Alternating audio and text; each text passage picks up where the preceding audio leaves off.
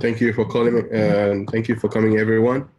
I'm so excited to be here, and specifically with such a credible people, and most importantly, Igor, Krnic.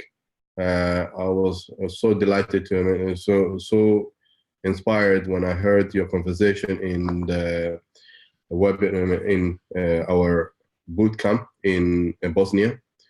And the information that you shared with us there opened our eyes, the business that we are in, and how the Dr. Rujo planned this business very well. And today we're going to share with you what is cryptocurrency and why the cryptocurrency is there, and the positive and negative of cryptocurrency, and as well as the decentralized and centralized, with one of the respected Igor Krnic. He's been tremendously working very hard to answer thousands of people who have experience on cryptocurrency. And today he will share with you the reality of the cryptocurrency and why we need this. So, not to delay my conversation, he's going to share about his experience, why he's here, and a bit about his life, and as well as he's going to do a presentation. Thank you very much. Igor, are you there? Yes, I'm here. Okay, hello to everyone. Hello. Well, I was called by the company. Can anyone hear me? Yes, I can hear. Oh, it's frozen. Do you hear me? Do you hear me, guys? Okay.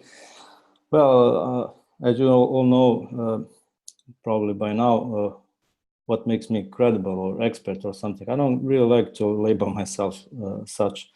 The fact is that first time I heard about Bitcoin was 2010. I was playing with it, and I even mined it on a computer. I had a bunch of it, but I didn't save them until now, because at the time I was pretty much young, and I believed in those stories that circulated, that it's scam, that there is no future. So I played with it. Later I mined Litecoin and other coins, and I made some polls, because what I saw in the markets I didn't like, because market didn't fulfill white paper of the Bitcoin. It became only traded assets and not the mean of payment and the store of value. So I was back in 2015 when I heard, actually not 2016, when I heard about Onecoin. And then I also started to follow all the news. Actually, everything about crypto market started at around 2016, because it exploded. So I was summoned to the GLG boot camp by the company to come and speak about the rest of the cryptocurrency market, what types, what makes value, etc., and what makes Onecoin different. Why I personally think that Onecoin is different, and what problems do they try to solve. So right now I will start the screen share with my presentation, and we can start. I'm not sure how it cut off. It just disconnected. Something happened. Yeah, I need you to allow me to share my screen. Yes, definitely. There you go. Here you go, connect. Here you go. You are? Yes. Ready. Yes.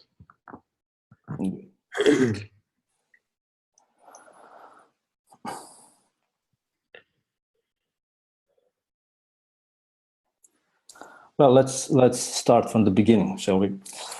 Because we need One Life people to actually know the industry they're in, not just the company they're trying to promote. That was pretty much a mistake from the beginning by early leaders.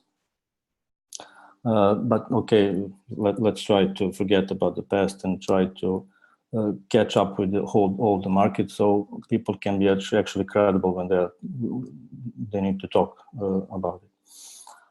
All this idea, as you probably most of you know, it started at the financial crisis at 2008. A white paper emerged, made by pseudonym of Satoshi Nakamoto. No one knows who that is.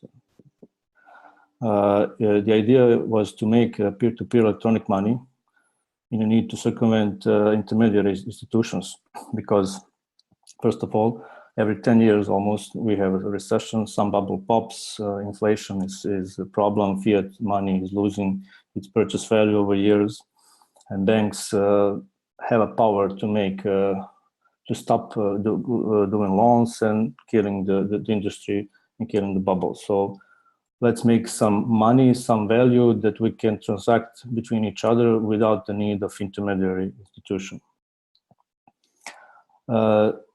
You might think that blockchain is some revolutionary technology, but actually it isn't. It's innovation of already existing technology. It was called distributed ledger technology. It's more than 30 years old. People used to make linked databases, actually chains even earlier, but this time it was put on internet. It was made public and immutable ledger, and they called it blockchain because it's a chain of blocks, right? This first blockchain makes blocks every 10 minutes.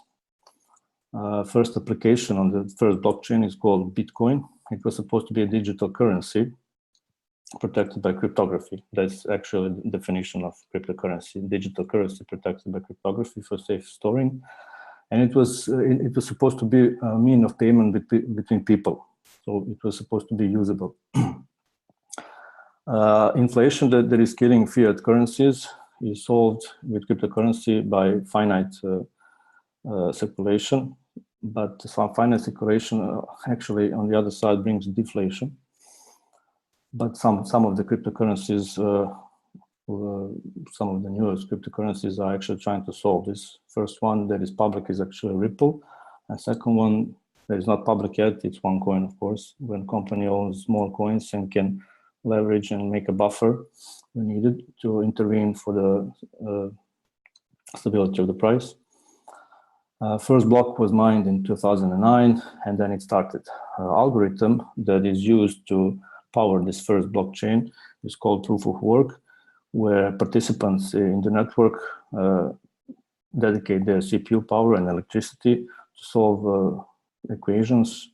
By doing that, they are confirming transactions are valid, because every node holds a whole blockchain, mining node, full node, not validation node, holds the whole blockchain, and they already know which address has how many coins, so they can easily validate transactions.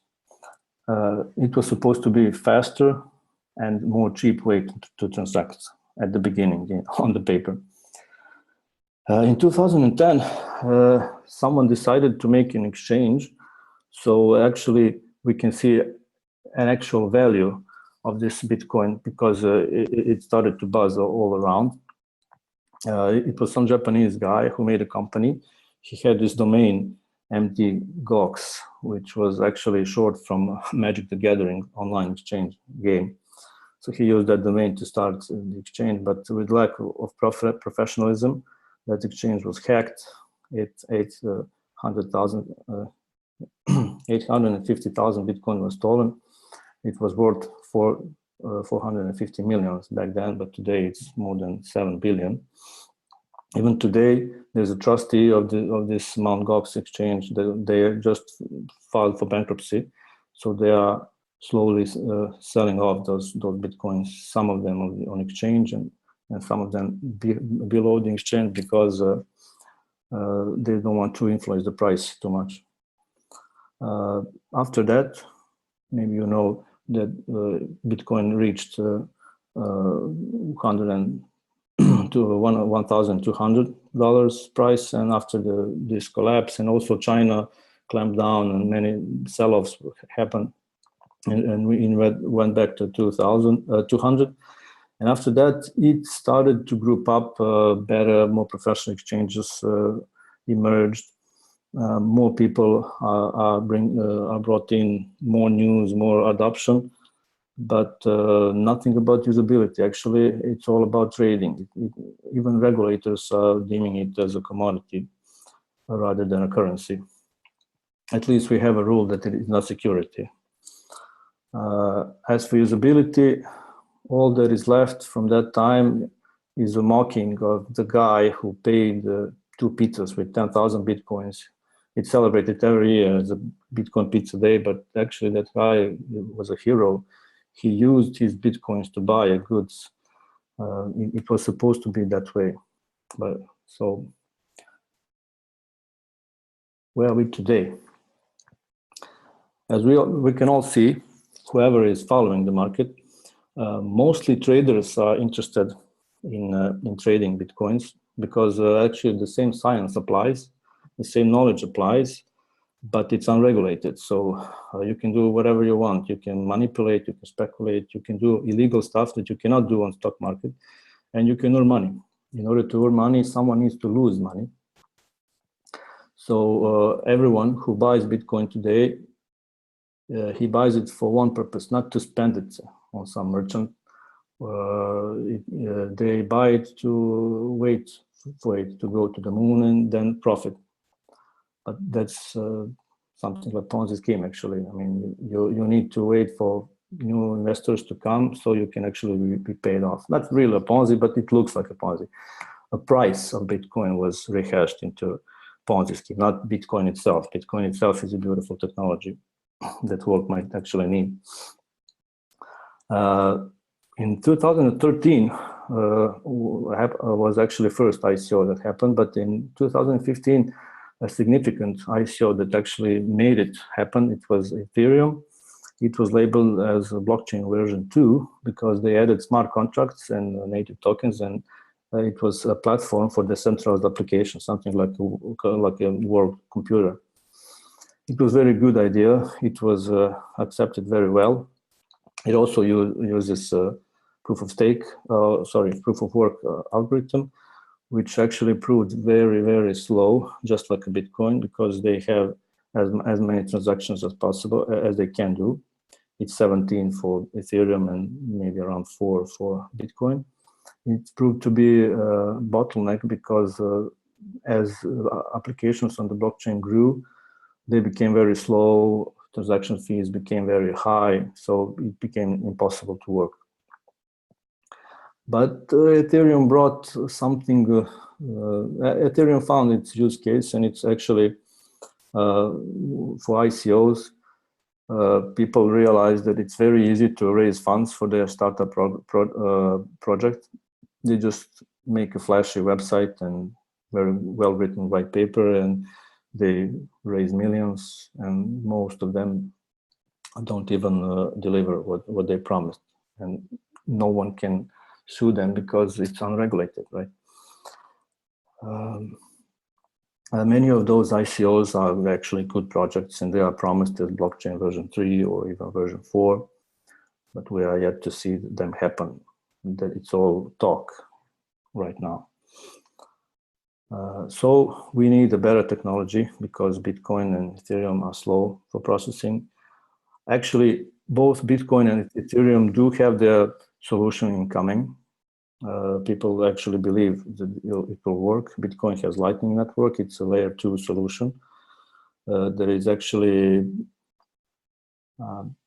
let's say, decentralized network of liquidity nodes that act like routers on the internet, that people are not transacting on the blockchain anymore. They are only opening and closing payment channels on the blockchain, and all the transactions are actually stored off the blockchain. So why do you need the blockchain then?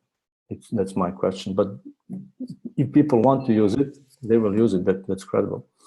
Also, Ethereum has their improvements. They are coming with Casper protocol, that is proof of stake. They are coming with Plasma, with also off-chain solution.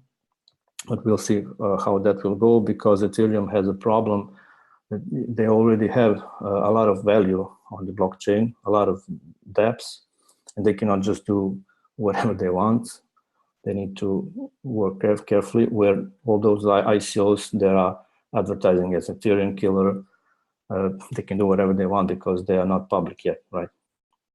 So most of them, if not all, are going to use a proof of stake consensus algorithm and its variants. One of the better ones is delegated proof of stake that EOS uses because proof of work proved not to be that efficient and slow and consumes too much electricity. But when you look at it, cryptocurrencies don't have any intrinsic value, but when you have a cryptocurrency that is validating transactions with proof of work, you actually have some value outside the network, and it's electricity and hardware that you get. So it's kind of a better security, but it's slow. It's slow and it's impossible to scale on decentralized matter. Not to mention the governance, because developers need to make a consensus in order to make improvements, and if they do not agree, they take apart, and then we have a fork, and that's not good for mainstream adoption. As of proof of stake, it's actually a way that you can have a node at a single VPS, virtual machine, and you can install their software and stake some of the tokens or coins that you bought in the ICO or later on the exchange. And those stakes are your guarantee that you will not participate in bad transactions. If you do, you can get voted to be kicked out, and your tokens will be lost. So it's kind of security that you are trying to be in the favor of the network. Up until now, we have crystallized 3 types of cryptocurrencies. The first one, which is actually a Bitcoin, it was a currency cryptocurrency. They serve being store of value, means of exchange, or unit of account. So they are meant to be a payment vehicle used for paying goods and services and sending value, transacting value between people. It's Bitcoin, Monero, Zcash, Litecoin, Verge, and many others. Onecoin is actually trying to become such currency, cryptocurrency, because its main use is usability between people and businesses to pay for goods and services. We have utility cryptocurrencies, such as Ethereum. Those are tokens that do not serve as a payment method, but to be used on the platform, on their native platform, for gas, for something, for participating in the network or using the network. We have many utility cryptocurrencies today, but a few of them are actually live and ready to work. Neo is like Chinese Ethereum. We have EOS launched like a week ago. Let's not mention more projects. They're not important. And the third type is app platform cryptocurrencies. When you do an ICO on Ethereum, let's say, you make your contract, you make your token, and you raise funds. You deliver those tokens to people, and this is your native cryptocurrency that is hosted on Ethereum. How people use it later, maybe to buy some stuff on their apps, maybe to use the platforms, but actually 99% of app coins are just scams. They took money and delivered nothing, but there are good ones also. Now, let's see what makes the value of cryptocurrencies. First of all, it's a demand, because there's no demand, there's no value, but demand is made by people. Then you need to have a concept, a purpose. Why did you create your coin? There are many coins, but they are not. Their concept is actually leading nowhere. I personally read many white papers where I don't realize what are they trying to do. I mean, people are trying to push blockchain and tokens into their apps where they don't belong even. So you need to have a valid concept. Let's just say about Onecoin concept, for example. What is it? I mean, it's a merchant coin. It's something that Bitcoin was supposed to be. So number one is usability. We already see that on Deal Shaker. Usage is as a third part. If a coin isn't used, then it really has no real value outside of the trading platforms. Onecoin made this Deal Shaker, and since they are making their own ecosystem apart from the other, let's call it coin market cap, they actually have a power to make Deal Shaker participate in the value creation. So if you have Bitcoins and you send them, spend them at restaurant, you didn't do anything good for the price creation. Maybe even you sold Bitcoins if you use some card given by some provider that actually you are selling your Bitcoins so you can pay cash to the merchant. But when you buy coupons from Deal Shaker, you're actually participating in a positive way in value creation. Yes, Onecoin lacks a secondary property of currency, and that is to be exchangeable for other currencies, but they will have it when they go public. Right now, they already had good usability, and it's very, very valuable for making a value of cryptocurrencies. Also, infrastructure. We see all those cryptocurrencies struggle with scalability, and every solution that I'm seeing right now is that you need off-chain solution, some off-chain network that will actually make most to work and save only some of the transactions or part of the transactions on-chain. Onecoin also has pretty good infrastructure. They have the wallet, they have this Deal Shaker, which is usability platforms. Who knows what is coming yet? I mean, they are evolving with the market. There's no clear roadmap because all this market is crazy. It's evolving so fast. New technologies are coming in. Also, a cryptocurrency needs a community. I follow many protocol projects, and all of them have mostly Telegram groups where community actually is asking questions and giving answers. Admins help, and the largest number that I've seen is just a shade below 100,000, but it's mostly 10,000, 20,000, 50,000 users in the community. All this community is actually praising their beloved cryptocurrency. They are asking questions on the groups, and communities giving answers to them. Why do I say this? Because we didn't actually see this very much. Onecoin has a pretty great community. It's almost 3.5 million members. But where do you see community doing community work like in other decentralized cryptocurrencies? You don't. Almost everyone is expecting company to write all the answers, to give all the information, but that's impossible. No cryptocurrency, no project can write everything on white paper. There needs to be a community that someone always knows answers, and also some people are tied to the company, like Onecoin company trusts me, and I can get some information. And I made this Onecoin debate forum just to help the community, to spread the information, because you cannot expect the company to do it directly to everyone. So more people need to do community work. So if you have information and you see somewhere someone is asking questions, you need to help them answer, because better answer or let them learn some wrong information and spread it, and we've seen so many problems because of that. Maybe it's even good that GLG makes this Onecoin Telegram group, make some admins and let people come there and ask questions and everything. That will be very helpful because it's the community. Cryptocurrency is not about one person.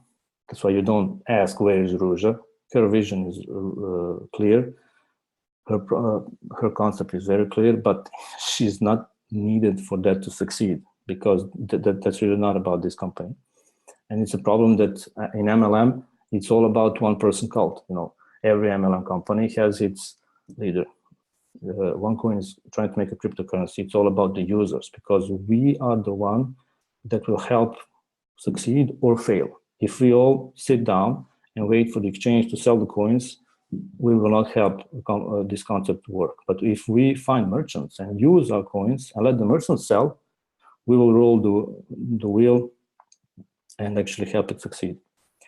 And the last point that actually is participating in value of cryptocurrency is active admin team, because without admin or developers, there's no success.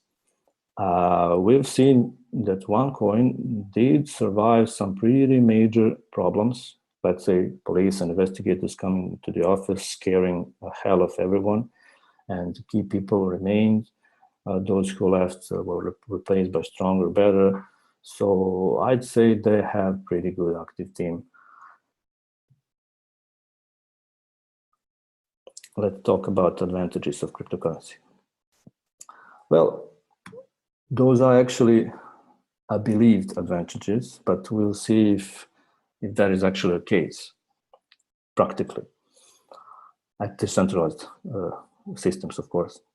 First of all, it is believed that there is no fraud, that cryptocurrency cannot be counterfeit or reversed by sender, because if you are a merchant and you get paid by a credit card, your buyer can fraud you because he can ask for chargeback, and then you are defrauded because his bank will return his money and you already sent your service. Services are more in danger of chargeback than goods, because if you sold the good, you have a delivery, information, and you can prove that you actually deliver it.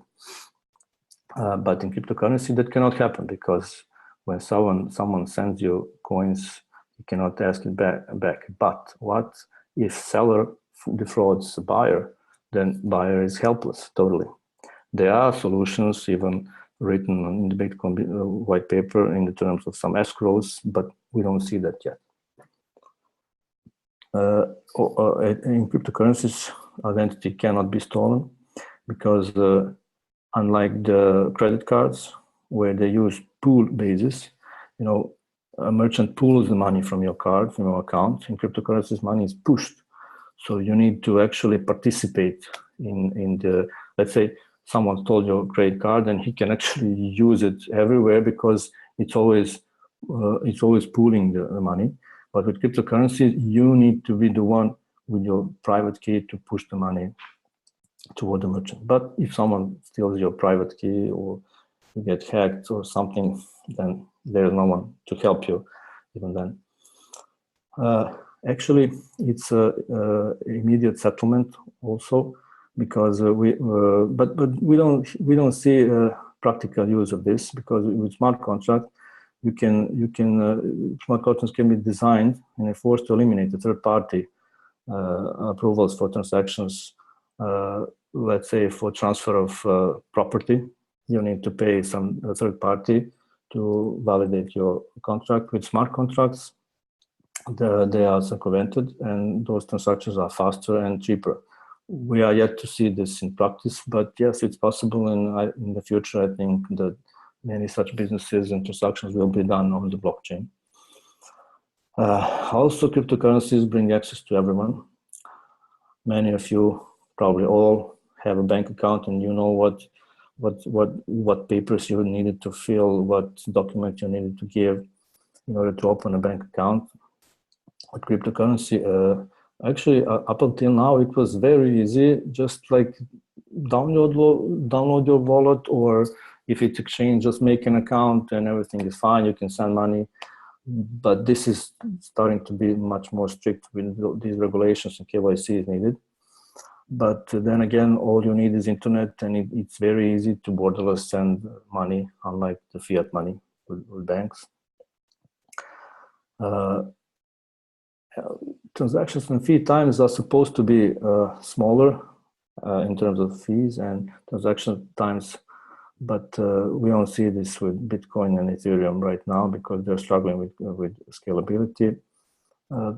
They will probably fix it in the future. I'm a strong believer of that. We see Onecoin doesn't have any problems of those because the transactions are instant. When you send money to someone, he immediately receives it, or when you buy a coupon and redeem it, you almost immediately get money. And there's a double-edged benefit, in my opinion, that you own your own money, because a bank can freeze your account whenever they want, not actually want, but maybe government doesn't like you and they order the bank to close your account, so blah, blah, blah. People don't like that in cryptocurrencies, supposedly. No one can freeze your account up until now. But this benefits bad doers, you know, this benefits only bad people who actually are frauds, scammers, thieves, and no one can actually punish them. So Onecoin can do it. Onecoin can save even and buyers and sellers. But we've seen, I don't know if you're following, but EOS launched recently. And EOS is a network that is validated by 21 block producers. Those producers were voted by users, and they have actually a power to freeze accounts too. And they, in fact, a few days ago, they froze 7 accounts of alleged scammers who fished and stole tokens from people. So I guess this argument that Onecoin is not a cryptocurrency because it can freeze accounts is off the table, because EOS also did it. And it's a good thing, because no one will touch your coins and your property if you are following the compliance, the rules, the law. If you are a thief, you need to be punished. So only bad people are punished, and it's a good thing. And it's good that we are actually seeing this also in open source decentralized systems. Disadvantages of cryptocurrency is definitely lack of security, because right now it's suitable mostly for high-tech and IT educated people who actually know how to handle private keys, how to handle cold wallets, how not to send coins to wrong address, how not to lose their passwords, because if they do that, no one can help them. Their coins are lost. At Onecoin, they have this power. They are not doing it as they like, just when there's just a legal case where they need to. But then again, they are yet to be public company, so we will see what happens if they become, and they will, I'm sure, a shareholding public company. They will not be legally allowed to just freeze anyone's account. There will need to be some legal document from the court to do that, but it's a good thing that they can do it.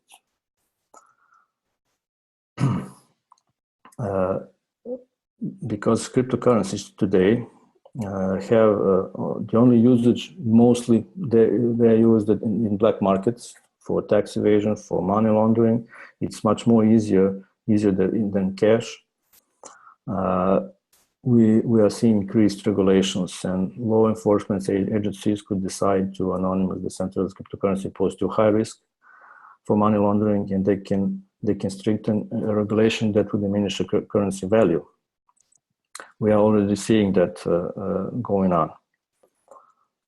As for Onecoin, there are central governance. The government authority knows where they are. They are fully KYC AML compliant from the start.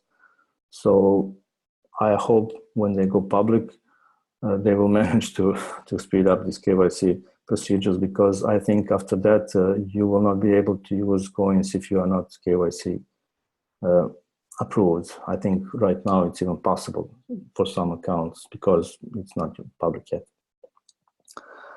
Limited scaling is also one of the big disadvantages of decentralized, open source, anonymous cryptocurrencies, because you know, if you have a central governance and you have a lack of computing power, you just know where and how much CPU power to put. And decentralization doesn't bring this.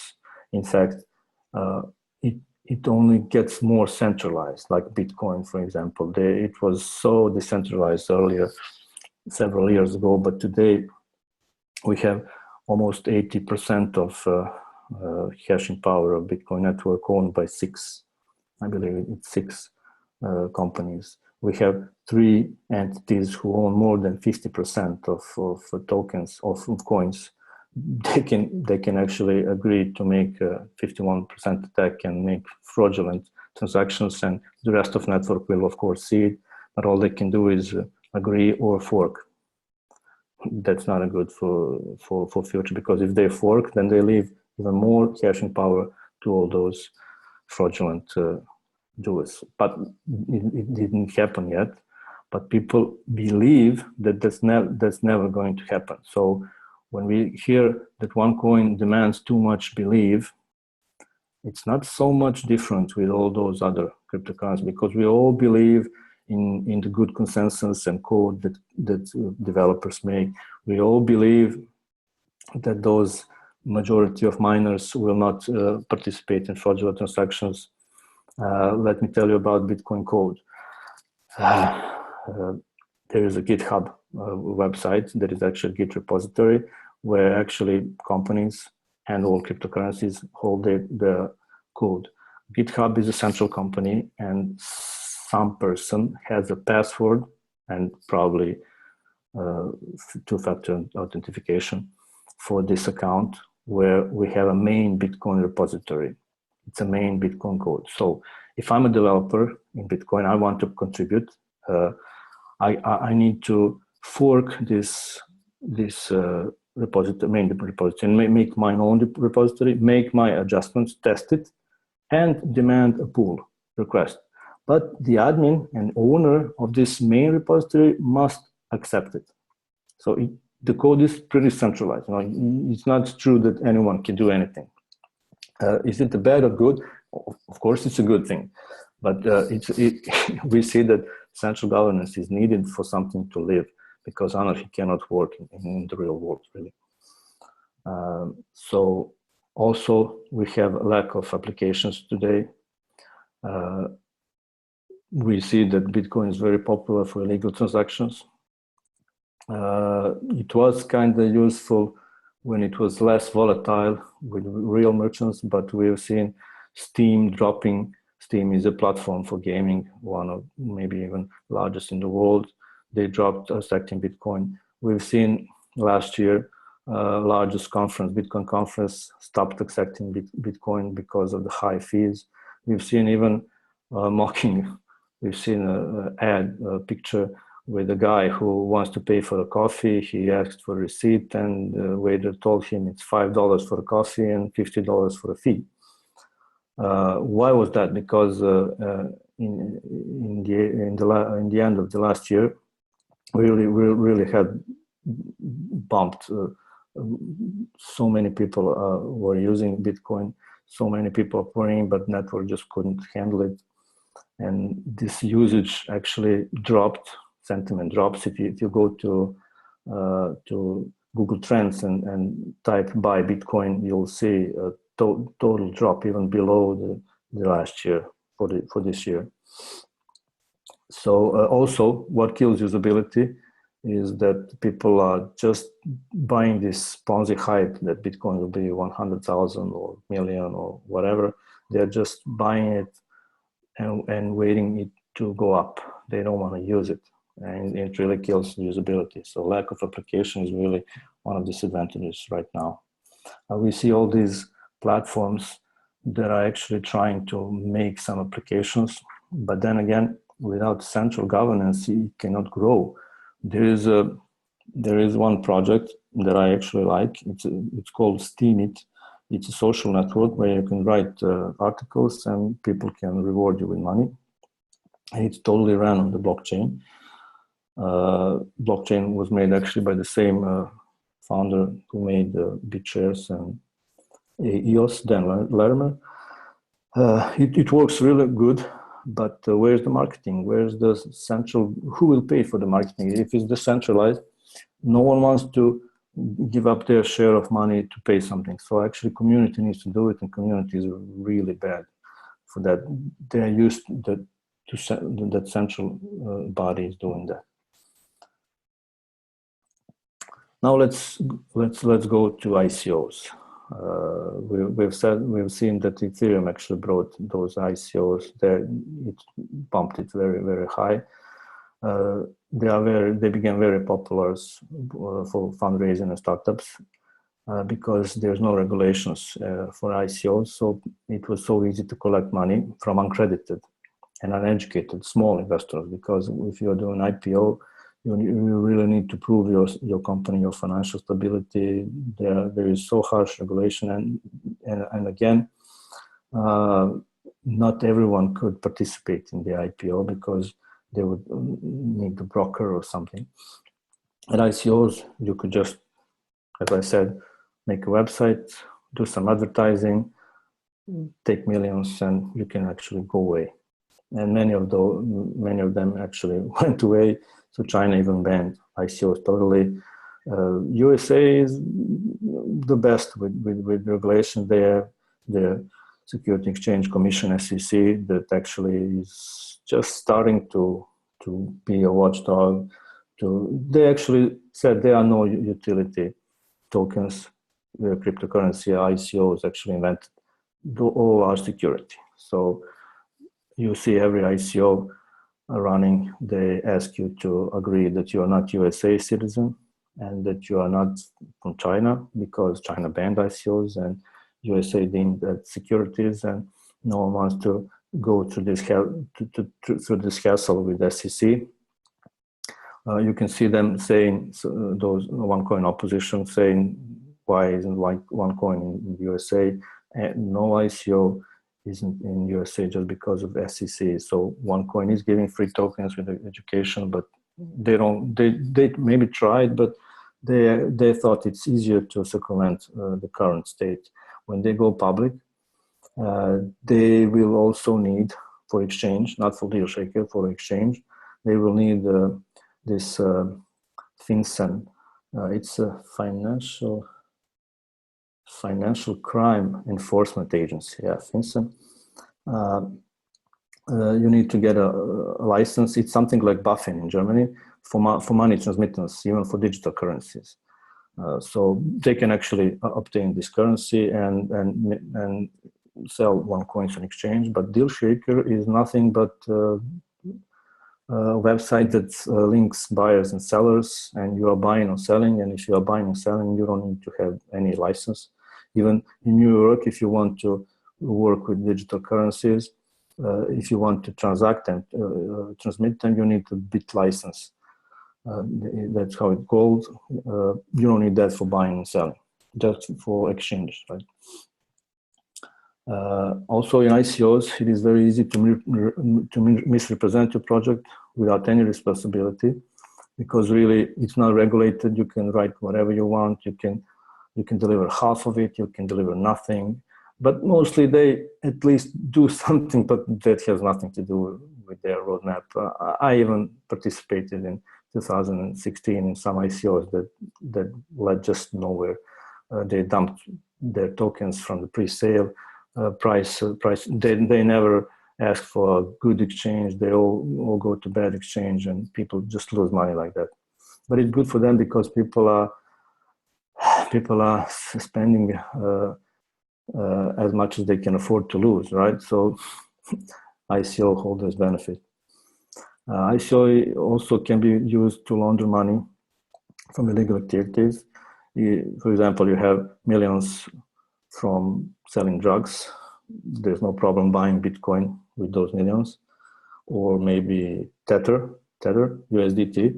You can buy it from their company, and then you can buy Bitcoin with them, or Ethereum, and you can invest in ICO. You can sell those tokens when they go on exchange, and you lost your money. Then after that, you can actually tax it if you want. So regulators are pretty concerned because many companies are switching from IPO to ICO, where in IPO they can regulate them, they can watch them, but in ICO, there's no control. So we are seeing this 2018 as a year of coming regulations for the ICOs. Here in this graph, we can see that 2017 had almost $2.6 billion raised, but it's only calculated on the current value of the Bitcoin at that time. Here we can see that in 2018, already in Q1, ICOs raised more than the whole last year. So it's really crazy. What we do know about ICO regulation guidelines that are coming is that company that doing ICO will need to prove its financial stability, just like in IPO. They will need a clear structure for legal arrangement between the entity and platform service provider. This is actually good because many websites directly took money, and it's really, really hard to regulate them. So now we see more licensed platforms that are actually conducting ICOs, are doing ICOs for a company. So this is good. Companies will need to provide transparency on how the process of token sale will be treated from an account perspective, because up until now, many ICOs raised, who know how they left so many tokens for the team, for marketing, etc. But people never knew how much, for what purpose will be used.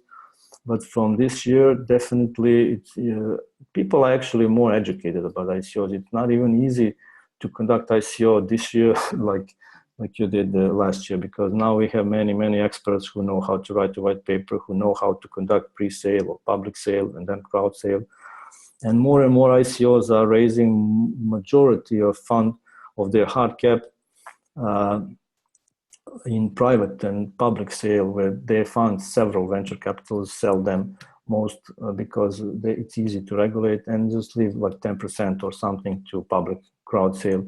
And even that, even for that, for those small amount of people, they ask for KYC, because more and more newer ICOs have a whitelist procedure when you need to upload your KYC documents and be approved in order to participate in the ICO. So we see ICO space getting pretty regulated, and more less and less scams are happening, of course. Less scams are happening and more money is being raised, which is a good thing for cryptocurrency, of course. Now we can speak about, it's actually the end, about crypto market dark side. I truly believe that this will vanish as regulators come into the market, and the market will flourish. But right now, we need to understand what's going on and invest in cryptocurrencies accordingly. And this is also one of the main reasons why I like Onecoin concept, because they are actually outside of this story. Of course, people will say yes, they can do their own manipulation and whatever, but at the end, we know who they are, where they are, and when they go public, they will probably be a public company. So it's not, they will be regulated. They will have exchange. It's pending for a license for the exchange. So it's not really the same. Although some people don't believe it. We see speculation, manipulation. There are mainly factors to determine the coin value. We could see actually that every FUD news, FUD is a fear, doubt, fear, uncertainty, a doubt. When someone says something negative about cryptocurrencies, people scare away, people sell off, and those who probably may orchestrated those news actually are buying on the lower price. We can see, I hope many of you are following the crypto market. We can see prices plunging. Actually, it was all back before the bubble. What happened is, well, many reasons, but I've seen many good people and good experts actually think that this decline is because the regulators are starting to watch exchanges for manipulation, because in stock market you cannot manipulate. And they actually stop manipulating, so without fake volume. And we'll see later that exchanges do have fake volume. Without fake volume, you cannot inflate prices, and they just go down to their real values. It's a huge problem for Bitcoin, because global average price for producing one Bitcoin is something above 8,000. It's way below that. So I don't know how those MLM and cloud mining farms exist. But okay, they are probably in countries where it's not that expensive. There are countries where one Bitcoin costs you like $2,000. Exchanges act really like cartels, because everything is about Bitcoin. If you need to buy any other cryptocurrency, you need to buy it through the Bitcoin. Maybe that also helps maintain the price. What if exchanges made liquidity to fiat currency for every separate altcoin? Maybe then Bitcoin wouldn't be purchased so much. That's all fine, but it's not so good for currency property of the Bitcoin, which was supposed to be. It's very volatile, so no big merchants will accept it as a currency if it's not stable, and it cannot be stable because it's only made on the unregulated exchanges. Hopefully, one day we'll see regulated exchanges, but always, since it's the cryptocurrency, blockchain itself as a technology is so borderless, we will always have these heavens when you can, let's say Malta is going to be a heaven for unregulated cryptocurrencies. Exchanges, Binance is moving over there, one of the biggest. We'll see later on later slides something about fake volume on exchanges. CoinMarketCap.com is also purposely showing faulty information for many projects. I don't know what are the reasons. They do know it. Maybe you didn't pay. Maybe they don't like you. Maybe you're a competition for something who they like, and everyone is looking for the CoinMarketCap for the credible cryptocurrency, and it's just a private website that is doing some stats. There are tens of such websites, but I think that CoinMarketCap is actually used for averaging prices between exchanges, because last year CoinMarketCap decided to drop the volume from Korean exchanges because of the Ripple, because more than 30% of the Ripple volume was made in Korea with fiat currencies. And let's say if Ripple was, I remember it was like $3 in this part of the world, and in Korea it was almost $4, but people didn't know that. On CoinMarketCap it was like 3 and 3.3, let's say. And when they cut the Korea from the exchanges, so this $3.8 price didn't go into the math.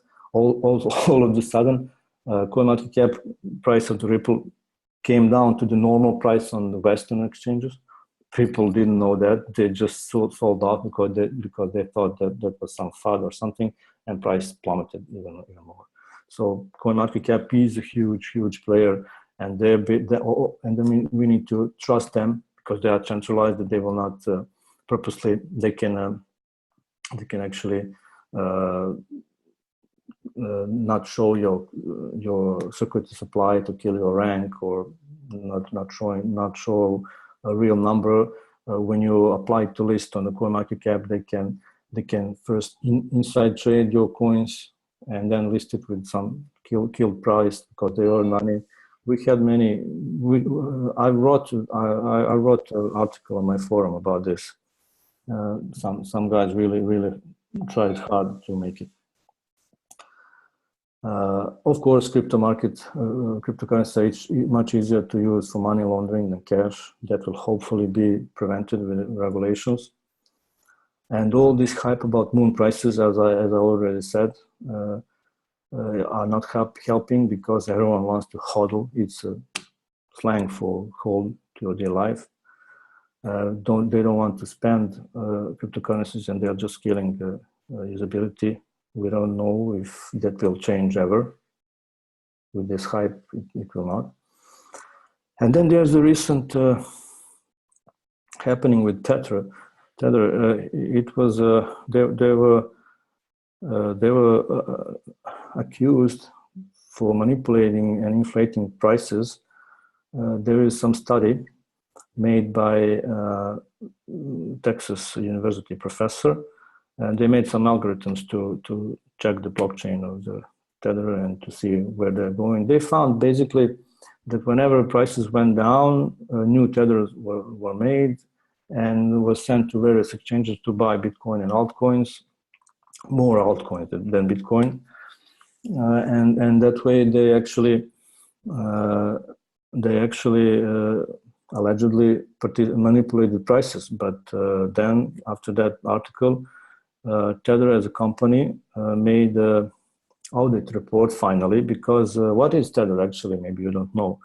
It's a company that made a stable coin that is pegged to the US dollar. So $1 is one USDT, so Tether token. And most of the altcoin exchanges like Bittrex, KuCoin, Binance, etc., they accept Tether. Why was it good for cryptocurrencies? First of all, banks are clamping down on cryptocurrencies. And banks are more and more closing accounts for the exchanges, for people who are actually spending money to buy cryptocurrency. They lessen the limits, so you can, for example, I remember in Coinbase last year, you could spend only about $2,000 a week to buy Bitcoin. What about the people who want to spend millions to buy Bitcoin? They cannot do it through the banks. It's so hard. Maybe some exchanges did find some deals. I think Bittrex made a deal with bank, and if you are properly verified, you can buy up to 10 million. But what if you want 100 million? Well, you can go to the Tether, make a deal with them, buy USDT for that money. They will just print you as many USDT, as many dollars you gave, and you can use your Tether to buy Bitcoin on all exchanges. Of course, for 150 million, price will go significantly up. But what about those Tethers and their value? Their value was supposed to be backed by dollar. So if you have 2.6, something like that right now, Tether in circulation, that means that they do have $2.6 billion on their banks. But up until now, they never proved it. So people believed in it and didn't care, because you can actually use it. You can actually also use it if you expect fall of the Bitcoin. You just sell it for USDT on the Binance, for example, and when Bitcoin price in dollars drops, you just buy more Bitcoin from your Tether. So it's very good and useful for crypto market. But then we see Tether issuing, I will show you this actually. Let me just share my viewer, my home.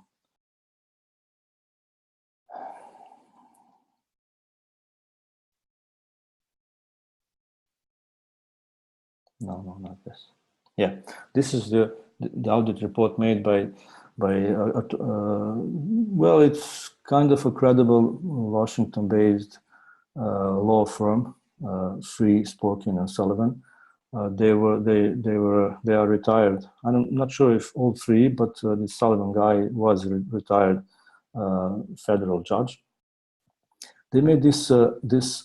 I'll just touch on this later. Why am I showing this? This document is accepted by whole cryptocurrency community as a proof that Tether has $2.6 million in the bank. It's the first time that they showed it. But look at this. They're showing that on bank one, they have this much. On bank two, they have this much, total to this much. And the conclusion, FCC is confident, FSS is confident that Tether's asset exchange, the balance is fully backed USD Tethers in circulation as of June 1. So we have a law firm that did not disclose what bank, did not show a proof of those money. They just wrote it, and all the community accepted. Why am I showing this? It's okay. I accept this. I don't think Tether is a fraud. Maybe it is, but I don't think personally. But we can actually resemble this to this blockchain audit of Onecoin.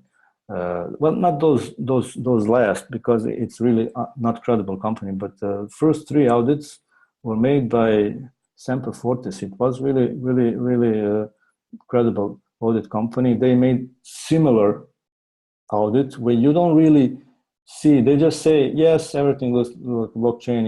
It's everything is consistent, hash, blah blah blah. And it's all fine for some people, but many people, critics of Onecoin, don't accept that audit because it's so common. You know?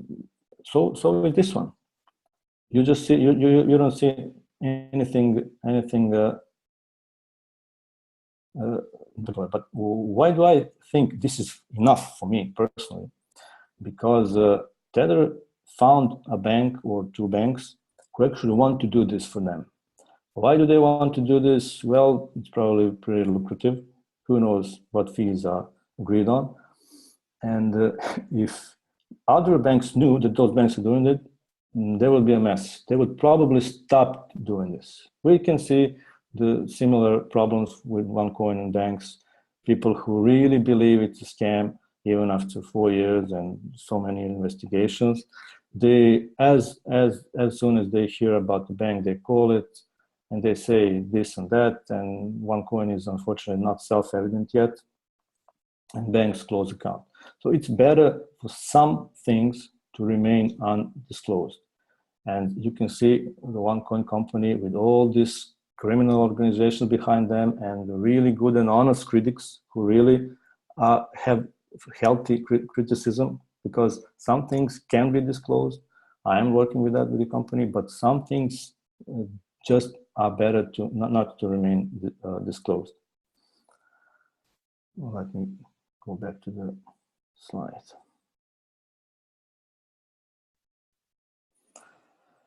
So let's go back to the fake volume of the exchange.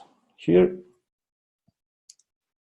there is a whole report made by very good known and credible trader who spent quite some time investigating volumes on several exchanges, and he detected a slippage in many of them, not all, but many. Slippage is a difference between announced volume and actual volume.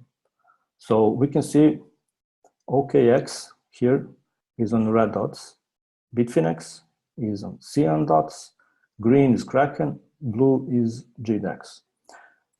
Horizontal line is a volume, so more volume is on the right, and the vertical line is a slippage percentage. So more difference. For most exchanges, larger difference is made on smaller volumes, but we can see on OKX, which is, I believe, the largest Chinese exchange, it's huge. So on huge volumes, they have huge slippage. Here we can see a screenshot of some Litecoin BTC pair, doesn't matter. Those sinusoid perfect volumes are not normal. Let's see Poloniex, which is a good exchange with almost no fake volume. The same, you can see it's not that good. Here they made some pairs, and just to make it short, it's 888,000 or millions. I'm not sure what this number is. They have 90%, 92% fake volume. It's so substantial. Why no one is talking about it? I don't know. Maybe they like that you can actually earn money, because volatility is needed in order for money to be earned by the people who know how to do it. Here we can see also Huobi. They made some collected data from some pairs, and we can see that 81% is fake. What does fake mean? It's different because they announced one volume, but the actual volume was different. Also, we can see here Binance and HitBTC because they have no fiat gateways. We can see also that there is some slippage, and the blue dots were actually a reference from before.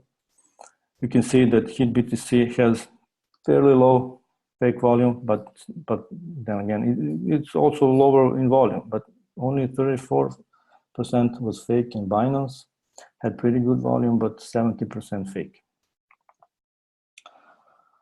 Why did I talk about this? I don't see it necessary as, we'll see how it goes when regulations come. So without manipulation, it will be different for sure. Maybe we are already seeing it with prices going down. Many people think so, and I pretty much agree with them. This is the reason, one of the reasons why I think it's good that Onecoin will not be a part of those exchanges, because they are not regulated and they really want everything to be regulated and by the book. So unfortunately, the only way for them to start is on their own exchange with a license, where you will be able to buy Onecoins for fiat money, maybe even for Bitcoins. I hope I gave them that suggestion. Also, they will make physical exchanges for regions where people don't have banks. I mean, what's good exchange if people need bank to deposit money, you know, if they have no bank. So yes, they will have physical exchanges. There are no information about that yet. They are planned.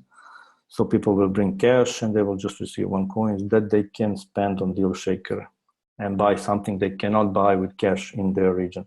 That's why Deal Shaker is the key. If Deal Shaker succeeds, then all this will succeed. Now, let's see some decentralized networks versus centralized networks. The benefits of decentralized networks, well, I will read them as majority of people thinks, but I have some thoughts about some of those not really work in the real life. You don't need to put trust in a single entity. That's a benefit of the decentralization. It is true, but then again, many trust is needed in such systems, because I already talked, even code of Bitcoin is pretty centralized. So let's say all the good developers are not granted to push their improvements because some guy doesn't like it. I'll give you an example. There was this SegWit proposal that was supposed to happen. I think it was supposed to happen in November last year, and it was supposed to make a side chain on the Bitcoin blockchain where some parts of transactions, like identities, were supposed to be stored just to put less strain on the block size of the Bitcoin, which was 1 megabyte. And we've seen that this fork never happened. And I read about it, and it makes sense. Actually, Bitmain has something to say about this.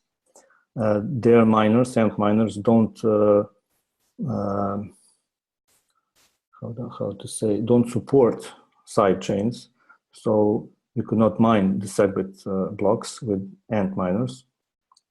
So they just decided not to do with this upgrade. Did they do against the benefit of users and network? Yes, they did. So I don't know. Maybe if someone centralized with centralized government would care about the system, good decisions and 100% of decisions that are good for the concept were being made. So we can see Bitcoin Cash. It has almost if not totally centralized governance, not network, but governance.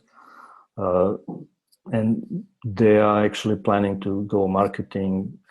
Who knows what will be. We see this guy Roger Ver pretty hyped and confident that Bitcoin Cash will replace Bitcoin, but we'll see what Lightning Network will bring for Bitcoin. I'm not so sure, because all the difference that Bitcoin Cash has is actually 8 megabyte block. And I don't know if it's really enough to serve mass market, but let's see. No single point of failure. That is really true and really good benefit to decentralized, because you cannot just turn it off by coming into the office of the company and shut it off. You can turn it off by, let's say, ordering internet providers who hold BGP protocols to just block Bitcoin protocol, and no transactions will actually be able to go through BGP, but it's almost impossible to happen, because you have so many BGP gateways, so many BGP servers, so many providers, but it's possible. It's easier to survive under corrupt government, and there's no censorship. So yes, you can actually, let's say Steemit platform is run on the blockchain and it's decentralized. You cannot go to some central authority and say, turn off this news, this article or something. It's impossible. So that's pretty good. But then again, it can be abused. So is this good or bad? I don't know. It's more likely to be open for developers, of course, because it's open source. Anyone can see the code, and you know how they say, 2 heads are smarter than 1 head. If you have the code with some bugs and current developers don't see it, maybe someone will see it and help, but also he can decide not to help. He can decide to go to make an exploit and make advantage. We've seen this many times in cryptocurrencies. For example, lastly, there were several smaller cryptocurrencies that people just found the exploit, and they used cloud service providers to become miner, and they bought enough hashing power to do 51% attack, and they just took millions of double spend transactions by doing that. Of course, it's almost impossible to do it with Bitcoin.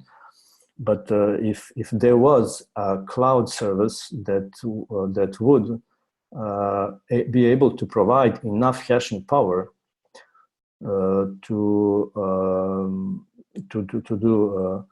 Bitcoin 51%, there was one website. It's called like Crypto51 something. I've seen that it would cost you, for an hour of 51 attack, it would cost you something more than $500,000 per hour to do 51% of Bitcoin. But only if you would find a platform that is able to provide this, because in this $600,000, it's not counting the hardware that you need to buy, actually. So yeah, openness is good, but then again, cryptocurrencies are so young, and maybe real players are not yet in it. You know, maybe they found some backdoors or something and are waiting for the moment to use it. We cannot know it. For example, you can see you can look at like Unix. Unix is a core platform to be used for Linux. Most of the distros. So Unix is something like a blockchain, and Linux with its distros like Debian, like CentOS, Red Hat. They're all distros continued with central governance and development, but it's open source. And then in like 80s, Apple decided to use this Unix and use it for closed source system, and they made the Mac OS, right? Of course, they were attacked by Unix community for doing that, but today Mac OS is mass adopted and easy to use and more secure than Linux is. It's mostly used by server specialists for hosting websites, VPSs, etc. I had such business, so I know about that. I use Linux. So I don't know. I see this blockchain thing also. Maybe it's a good thing long term to have a closed system. Of course, you will have some opposition because they cannot see a damn coins in the blockchain. But then again, maybe it's good for security. I don't know. We'll see about that, how it goes later on. Now for the drawbacks.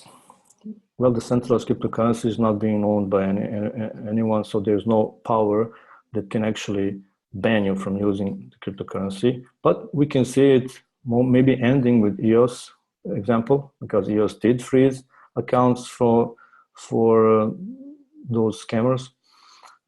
They are really suitable for crime. You can easily launder money, you can tax evade, you can sell on the dark web, etc. I wouldn't. I don't believe that it's actually that easy, because you can track transactions in Bitcoin. It's not untrackable. You cannot track them in Zcash, Monero,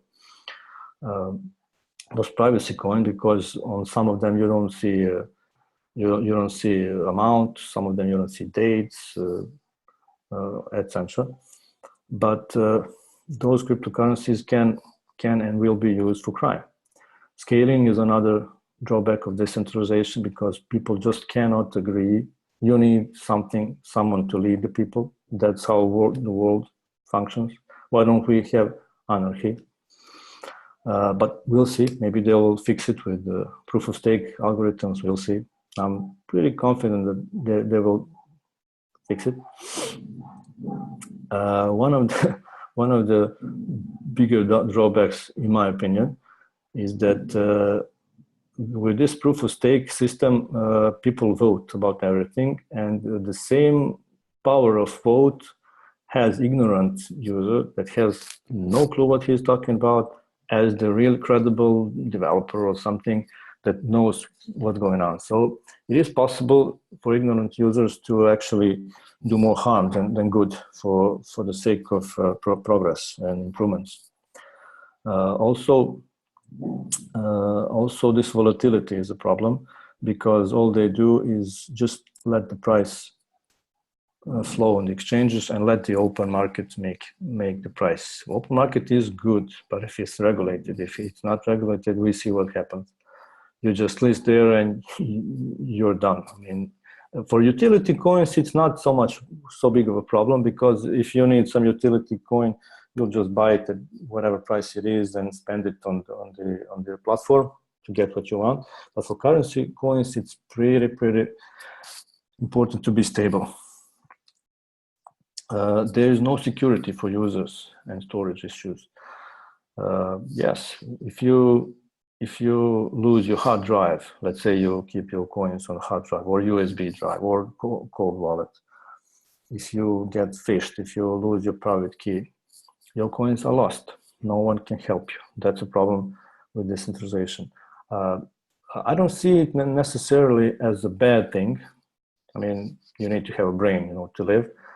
But then again, it's reality that most people are not IT experts. They do have life problems. They do have focus on other things, and they just cannot be that careful in these things. And they are used on the central platforms to actually care about them. That's why I think that Onecoin is maybe doing good thing with this approach, because they can for sure help people, and it's a good thing.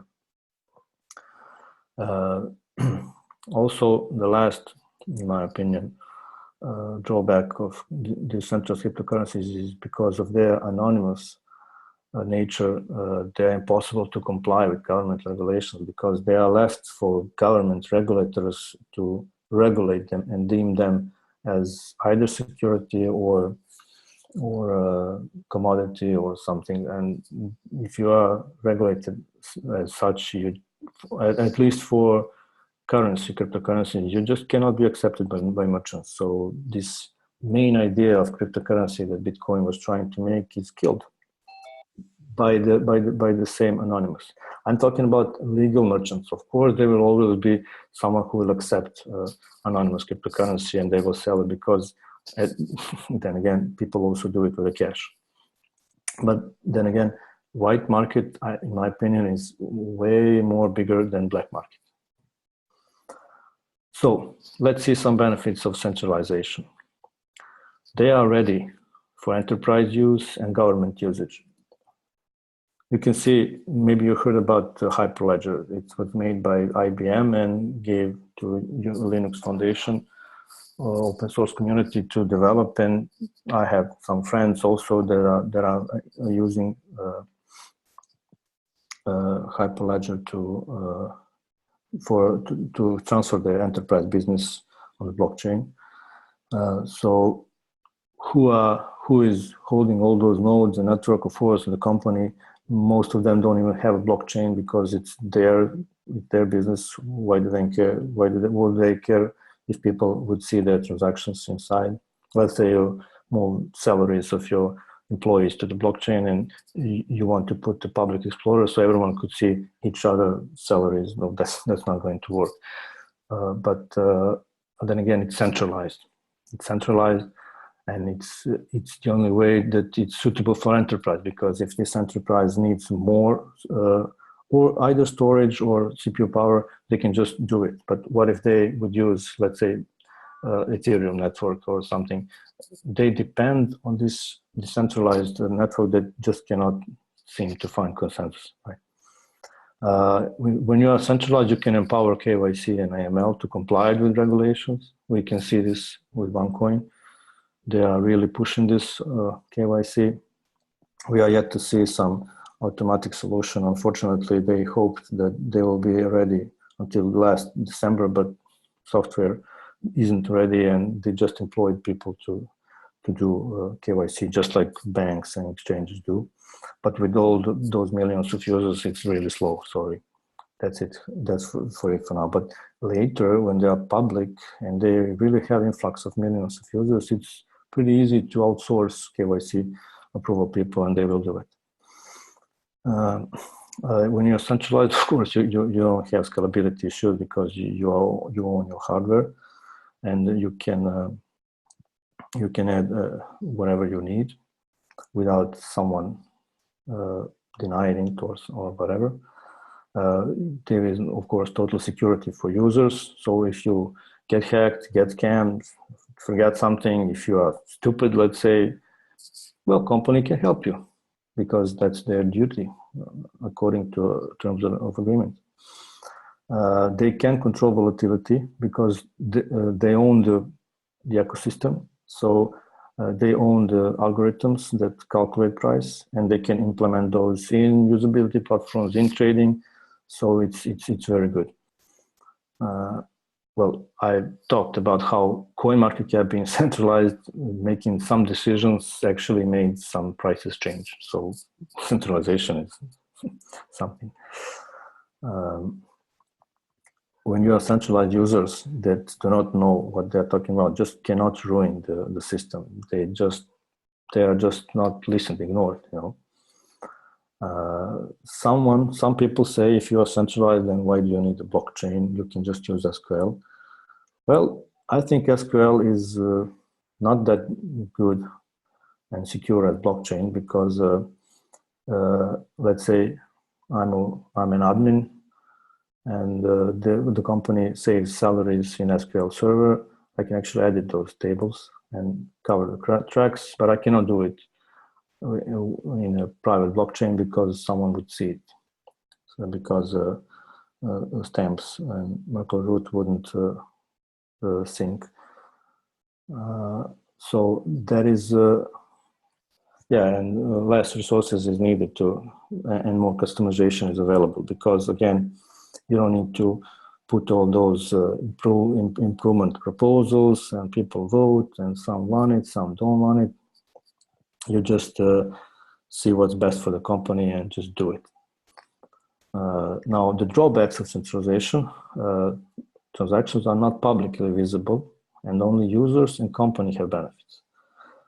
This is a general drawback because one of the points of cryptocurrencies, but we'll see about that in the future, is so everyone could see transactions in the blockchain with using a public explorer. I'm not sure about that, although I would like that to happen in Onecoin, to have a public blockchain explorer. But is it really good that anyone can see your transactions, how many coins you have, or how much money you have, and who are you sending to? I'm not sure it's a good thing. We'll see about that. Maybe we'll see if banks will have, let's say, if banks will have a public explorer. Someone will say, yes, but banks do not sell education and take money for the blockchain hype, blah, blah. Yes, true, but banks do have fees, and I don't think they will lessen fees when they, there are some banks that actually are using blockchain as we speak, but no one knows it and people pay the same fees. So I don't know which is worse. Trust is needed that company will not conduct bank transactions. That can be solved if they would store Merkle root. That is essentially a sum of digital stamps of blocks. If they would store it on public network, which they cannot edit, so people would be able to see if they would do some bad transactions. If Onecoin company will ever do it, I don't know, but it's a solution. We are talking about centralized, not just Onecoin.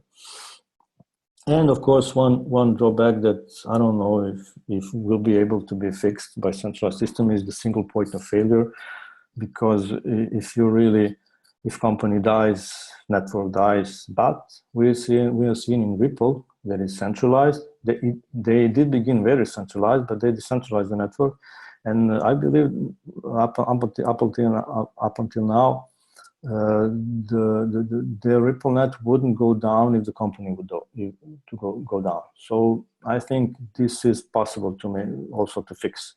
Again, I don't know if Onecoin will do it, but there are solutions for everything. But then again, if a community works in favor of the concept, I don't see why company wouldn't follow this. But if all people want is to sell coins and get out, then who would actually from the company want to work more? It's the same like your immune system, you know. If you don't want to live, your immune system will not fight the disease, you know. It's simple as that. Here you can see how it looks when you're centralized.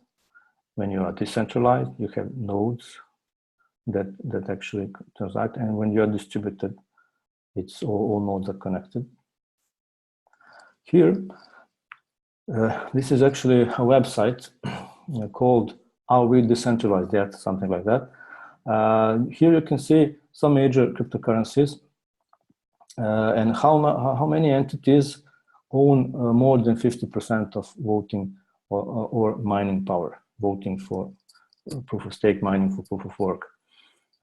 Here we can see that Bitcoin, Ethereum have 3 entities who own more than 50%. Why is this important? Maybe for someone it's not, but we need to trust those 3 entities that they will not make bad transactions, double spends, take people's money and something like that. So a lot of trust is needed that they don't do it because they already own the voting power. Ripple have only 1 entity that can do anything. So yes, we need to trust them that they will not do it. Bitcoin Cash have 3, Litecoin 3, Cardano. Oh, well, Cardano is, yeah, they do have mainnet, but not all modules are ready. Stellar is like a fork of Ripple. They are more focused on micropayments, but they also have 1 IOTA. Well, IOTA uses Tangle, and Tangle is something different than blockchain because new transactions are validating old transactions, and for when network is not massively used, it's slow. So they use something called coordinator to speed this up, and that's why they own most voting power. So they are denied right now by those decentralized anarchists that they are centralized, but they don't care. They're just at one point when they reach the network usability, they will just turn off this coordinator and everything will be fine. But we are yet to see that. It's unproven. We know about the problems that many transactions get stuck in the tangle. So I don't know, this directed acyclic graph thing doesn't look like something that can ever replace blockchain. Hash graph is something different, and they are also yet to be proven because they are currently in a private mode, and they have many transactions that they work very well. But when they go to the public mode, where people are using nodes, we'll see that will be the case. Then we can see that 1, 2, or 3 entities own most of the hashing power. So trust is needed that they will not do. So it's not that different from Onecoin actually, but we know all the benefits that Onecoin ecosystem actually brings. We've talked about this. This is from last year. This is the last slide. We can also see value distribution in Bitcoin. Why does this even matter? Again, this has something to do with trust, and I'll explain why. Here we can see that most of the addresses have very, very low number of Bitcoins. So let's say from 1 to 10 Bitcoins, we have only 500,000 addresses. It's 2%. 100,000 to 1 million Bitcoins are owned in 2 addresses. This is kind of old. I think it's a bit different now, but not much. So why is this important? For now, when you go to CoinMarketCap and see a Bitcoin price and daily volume, it's around, I believe, last time I checked, it was 800,000 Bitcoins was traded in 24 hours, and that was making the price of Bitcoin. So we see a man with 1 million of Bitcoins in his wallet. What if he decides to spread those Bitcoins on all exchanges and sell them? Would that kill the price of Bitcoin and kill the usability even more? I mean, I don't know if that's going to happen. I mean, I'm not trying to make a FUD, but it's possible, and trust is needed that this will not happen. So yeah, this would be it, and you can ask questions if you want about anything that we spoke right now. Someone can speak. You're muted. Thank you very much. Yeah. Igor, this was an amazing information that we actually needed to know. And this is a really, really thing that a lot of people don't understand the concept at all. And I will also unmute a couple of people here, and some credible people are here as well. King James, and what would you say? I'm so I mean, explode. Mr. Hello, good day. King James is one of the... You hear me loud and clear? Yes. Yes. King James is one of the inner circle of Onecoin, and he's been tremendously working in Caribbean, and he may have questions or also talk about his opinion. What do you think? What you have heard, and how was the conversation? Well, I'm extremely excited to just first and foremost be on a call such as this. I noticed that Mr. Duncan is on the call. Mr. Sharif, I really appreciate the opportunity to be here. Mr. Igor Krnic, the hero of many amongst this walk that we're taking with this cryptocurrency journey. I pretty much just excited. And the question is, Igor, I know we had a little conversation in Bosnia, but maybe you could probably expound on this question or thought. What do you believe is going to happen to the token concept as far as when Onecoin goes live and the mining opportunity? I believe we are in part of the mining process now. And when we go live, that mining process ends. Is that correct? Oh, you mean a mining process in actual blockchain? Yeah. Well, the mining process for the normal persons like me and you. The coins will still be mined by the company, however, but the mining process Yes, for the yes. opportunity is now. We don't have that opportunity going further, correct? Yes, yes. Right now, the blockchain side of mining is done solely by the company because they own the masternode. And we users mine quotes through the tokens. So you need to exchange certain number of tokens that you receive with education pack in order to get Onecoins. What I think, based on some talks from the company, that after they go public, they will still be about education. Education pack will never, One Academy will not cease to exist, but packages will not bring tokens, but Onecoins. So that will be also possible for One Life to start living, to start educating people. By the way, I've met many financial experts, bankers, who know about the science. They are involved with Onecoin, and they did go through all 7 courses, and they say it's a real thing. I did also read it. I like it, but I'm not an expert. So I guess I learned something I knew, and I did, and I used that knowledge on the exchanges. So this education is a real thing. It's not just a storefront, like some people say. So, but after going public, those coins will, those packs will come with Onecoins, probably. Maybe they will change it, but for now, I know that. But where will those new coins come from? Of course, company will continue mining. I mean, they cannot stop mining. They would need to stop blockchain. You know? Say again.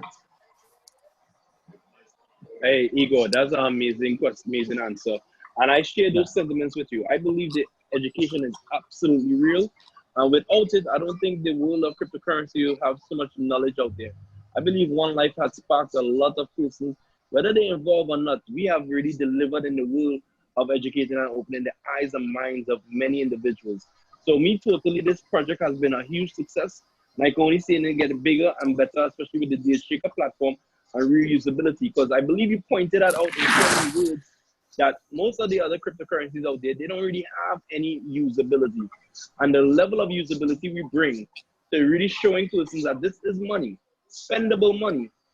It is mind-boggling to really understand that this dispensation, this opportunity we have, will not have a replay. This is a once-in-a-lifetime moment, and we need to make sure we spread that word, help persons understand what it is we have to offer, and really expose this business, expose in a massive way, expose and expose and expose again. That is my thoughts, man. I really thank you guys for even allowing me to share on this call.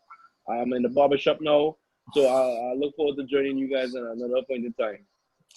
Let me tell you just 2 things cross my mind right now. For those who follow trends, right? There are some people, credible people, who are talking about trends, and there are kind of 3 trends that will explode from now on. First one is online education. Several tens of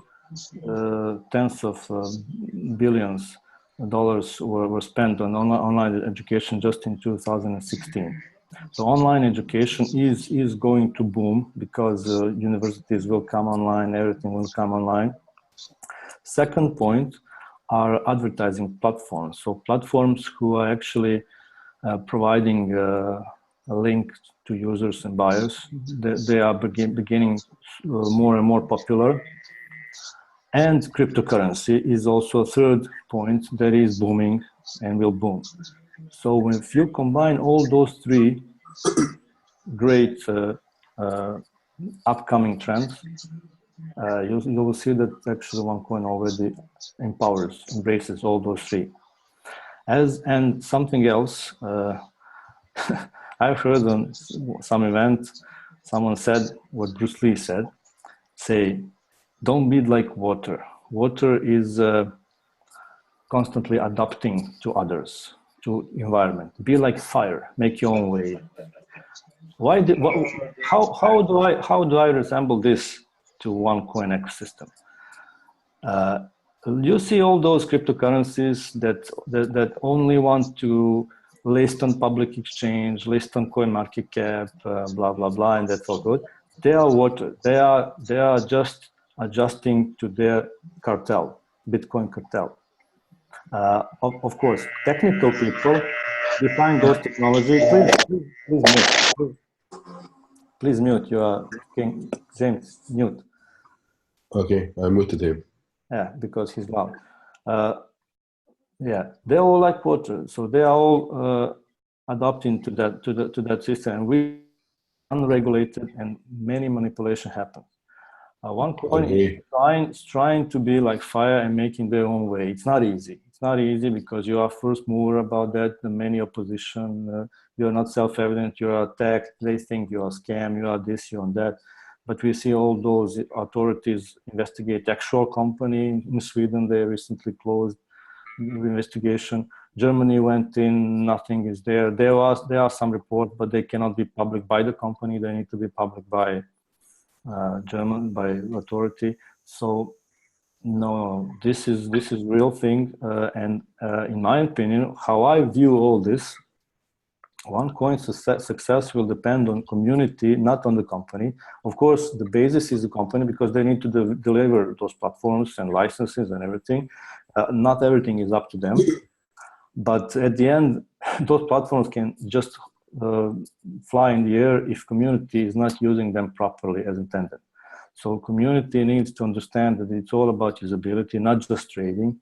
And if DealShaker works fine, everything will be fine. They already have plans for post point of sale hardware. They're not sure if they will use QR code, retina scan, or face recognition. There are so many technologies. They can make their own devices that stores can actually use to accept Onecoins, not just DealShaker. You know, possibilities are huge. You know. They do have struggle with IT, of course, and without IT they have nothing. But the way I heard, Mr. Arthur Duncan found a good IT that is currently working on DealShaker. They have many people, and they are so far good. And if they succeed in DealShaker, they will get to work all other platforms. So, and there is also one more IT company that is trying to fix all those bugs that are left after this server taking and this old IT team. Yeah, so that's all I wanted to say. That is really great answer. Really answered properly. And yes, of course, tomorrow we'll be having another webinar the same time as today. And it will be talking about the DealShaker and the new strategy of DealShaker. A lot of information that you guys are gonna hear is gonna be amazing. Yours, honestly, is something blow mind. What I just heard as well. It is a refresh again for me to explain and represent to others the right way, the right information, and this is the most important for education that we really need it, and for us to understand. There is 3 people who raised hand, and these 3 people, I'll ask them, they can ask the question, and then we can stop from here. Okay? We can talk, Stephen, do you like? Oh. Hello, can you hear me? Yes. Will Onecoin be having any ATMs like Bitcoin have got them? You know, like nearly 200 now in the UK. Will Onecoin be having any? Why wouldn't they have? Why wouldn't they have them? But first things first. Bitcoin also had first exchange, and then usability, and then actual adoption, not usability, and ATMs came later. So why wouldn't Onecoin also have them? I do not have any information about that, but I don't see why wouldn't they have it. You know, if exchange goes well, if DealShaker goes well, if they have all those physical exchanges that will receive cash and give coins to people, they can have ATMs too. Why not? But we'll see about that. It's pretty distant future. First things first, in my opinion. I agree. Well, I mean, if we have an Apple Pay, Android Pay, and Connect card, why one pay cannot be there? One of let me just touch on cards. People say, will we use cards to spend OneCoins? I think it's about time people understand that cards will not exist for a long time. There are new technologies. There are, you see what Apple iPhone X brought. There is a face recognition scanner. I mean, there are better ways to pay than cards. So cards is 20 something years old technology. Why would we, they are trying to make something new, cryptocurrency is new. Why do we need to depend on the cards? And then again, cards are issued by banks. So why would we need to go back to banks? We need to think ahead. So cryptocurrencies, not just OneCoin, cryptocurrencies in general. OneCoin has the advantage because they have central governance and someone to look for it. But anonymous cryptocurrency, they just cannot agree with all this. I wish all they would succeed with it. So cryptocurrencies need to look for some other way of being spent on points of service. Like Visa and MasterCard, they made those post terminals, and you just go swipe your card. But that's centralized company who made it. Why cannot cryptocurrency companies make something like that to accept their cryptocurrency? So just don't just limit yourself to cryptocurrencies. Also, people sit and say, when will I be able to sell my OneCoins for euros or US dollars? But you are educating people how fiat currency is actually declining, and that's the point of cryptocurrency, to replace fiat money. Then why do we sit and ask ourselves, when will we go back to the fiat money? It's bad, in my opinion. Let's use those coins at merchants. If merchants will accept it, if there is a company that can comply with governance, those coins, those cryptocurrencies can be legal tender in the countries, and merchants will be able to tax them. Why do we need to send them to cash? We can just send it to merchant will send it to other merchant. I mean, this is a long process we are talking about, not just for OneCoin, for every cryptocurrency. But if we want to be part of this cryptocurrency financial revolution, we need to understand how to do it, not just go back to cards and banks and fiat money. It would be great if banks would actually accept cryptocurrencies also. That would be helpful for start. And there are some countries that are banning central banks of closing accounts or banning cryptocurrency transactions, which is good. So yes, that's about it. Okay, I have got one question from external, and someone asked from the Facebook. They want to understand the proof of work and proof of stake blockchain type. Is there any difference in like Ripple? Well, actually, Ripple has their own RippleNet. It's not actually a blockchain. I didn't technically research how does Ripple work, but it's important to know that they have their own nodes. I don't know if they have more than 40-something nodes they had last time I checked, but their transactions are almost instant, and that's important to know. For proof of work, I've already explained in simple matter how does it work and how does proof of stake work. If someone wants to know more, you can just Google it. There are so many explanations about the two. Allegedly, proof of stake is supposed to be faster and more cheap and more scalable, but we are yet to see that in practice. So far, it's only on paper, right? As for OneCoin, people say, what do they do? What do they have? I know between lines that they do also have proof of work. Actually, we can know that by the mere fact that their blocks are producing OneCoins. If there would be proof of stake, that wouldn't happen. They could just mint all the coins in the Genesis block and give it to people, but no, they are mining. So they are proof of stake. And I think they use X11 algorithm, but that's not really important because they started this new blockchain, whatever it is, in October 2016, and it was kind of good back then, but now in 2019, 18, it's not so good anymore if those new projects actually deliver.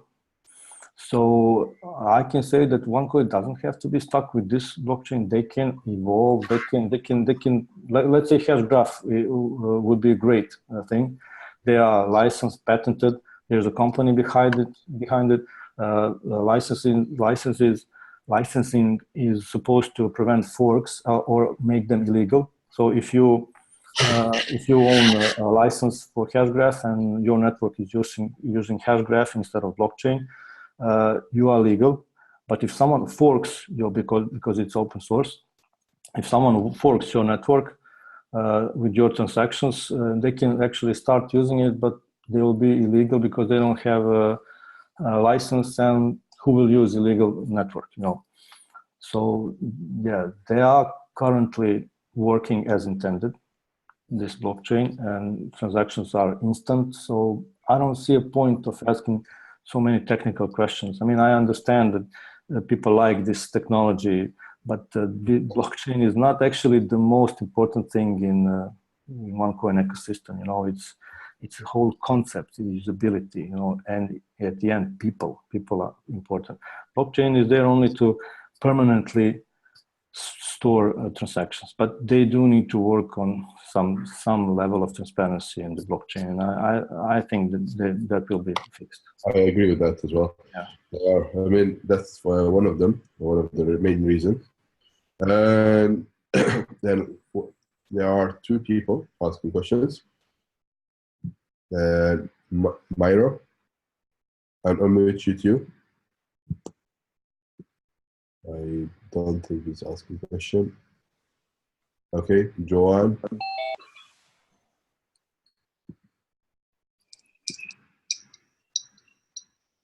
Okay, unmute Joanne.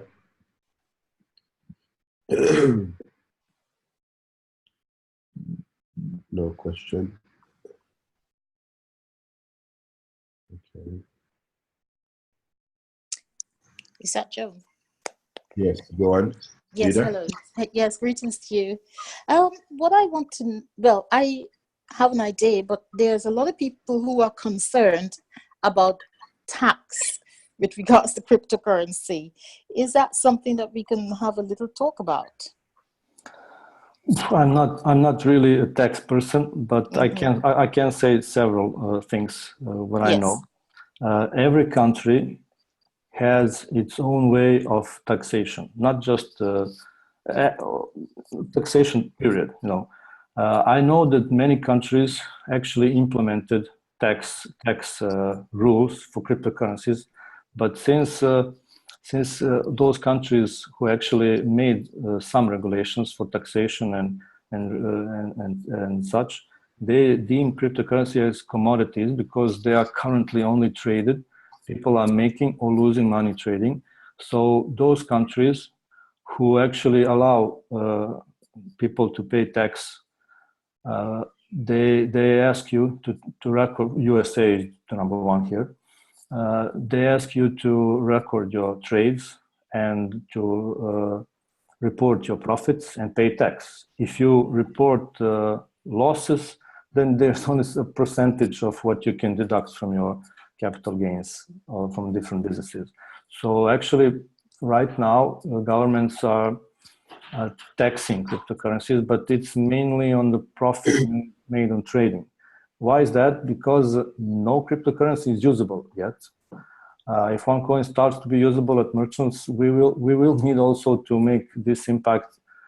We will need to actually have those licenses, whatever is needed, and to be deemed as legal tender in the countries. Maybe we will not be legal tender right now in all countries. All this negativity also doesn't help, but it's easy to actually explain because everything is clear. Why is that? Why is that? So we would need actually to be a legal tender in countries. But if Bitcoin is legal tender, like it is legal tender in USA, it is legal tender in Germany, then also Onecoin can be once they are public. Right now, they cannot do it. I mean, it's not even an issue. So Onecoin is, if they succeed with the deal shaker and this usability thing, actually they might be the first to be taxed as a currency that actually merchants receive. So if you pay something with Onecoins, actually no, if you are a merchant and receive Onecoins for goods, then you have to implement it in your books. I don't see this happening anytime soon. Why? Because every country has its own fiat currency, and you are only allowed to accept that currency, not other. For example, in my country, it's a dinar, and I, as a merchant, cannot accept euros. I mean, I can, but it's illegal. So what I think is that merchants would, for the start at least, would need to receive Onecoins, a deal shaker, and then sell it for fiat, and then report that as income and tax it. So that's why it's good that on this exchange, merchants will have priority to sell coins, and we users will be forced, but some kind of, to spend them. I have no problems with that, actually. Now, as for users who have some amount of Onecoins, well, depends on what country you live, how many coins you have, how will you report it, how will you got them, how much money did you pay? You paid nothing for Onecoin. So you will actually need to pay some profit tax. In some countries it's 10%, in some countries it's 20, 30, 50, I don't know. You will need to pay pretty much amount of money in order for your Onecoins to be legal, and you will need to do it. So when governments see how many people own how many coins, I think they would see it better to accept it, tax it, than to deny it. Just like cryptocurrencies. Many governments were talking about banning cryptocurrencies because it's too easy to use for crime and too hard to regulate. But then again, they realized that, if you ban it, people will use it even more. So let's regulate it. And in July, we have this summit of G20 regulators. I don't know what will happen. They will probably talk about cryptocurrencies and do all those regulations. Some people even predict huge crash of crypto market in July after this G20 event. But we'll see what will happen. Important thing is that cryptocurrencies are here to stay, and I don't think governments will disallow central cryptocurrencies because they are really easy to regulate and comply. Why would they ban that? Maybe decentralized evangelists are fearing that governments would only accept centralized models and then they would be deemed illegal, but I don't know, that's just conspiracy theory in my opinion.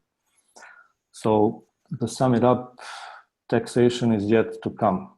Some countries already have them, but it's mostly for trading, for profits and losses. But as for merchants, it's not even deemed as a currency yet because it cannot be regulated. It's not issued by any central authority. If Onecoin will succeed there, we will see. If merchants do accept it, then why not? I mean, governments do like taxes, right? If you have some new capital at people, that means new tax for governments. Why would they refuse it? That's about it for this question. And one major question that a lot of people ask, and this is something for everybody that is already on this call and Facebook, and I want them to listen carefully. And the important, the most important that a lot of people is the lack of spending time or not getting the time of getting as many coins as possible. What would you suggest them? If, say, thank God, if we go to public or we go to our exchange and we are very, very successful, do you suggest other people to have like 100 or 1,000 or 2,000 coins? Okay, it's actually a no-brainer if you understand the concept. People need to learn that deal shaker It's a platform for usability that is participating in the price creation of Onecoin. So if I have 100,000 Onecoins and I want to go and buy a car for, let's say, 5,000 Onecoins, I have two options. I can go to exchange and wait as long as it takes to sell those 5,000 coins, and it will make a sell wall, and it will participate in the sell wall, and it can pull the price down, right? And I will take my cash and I will take my car.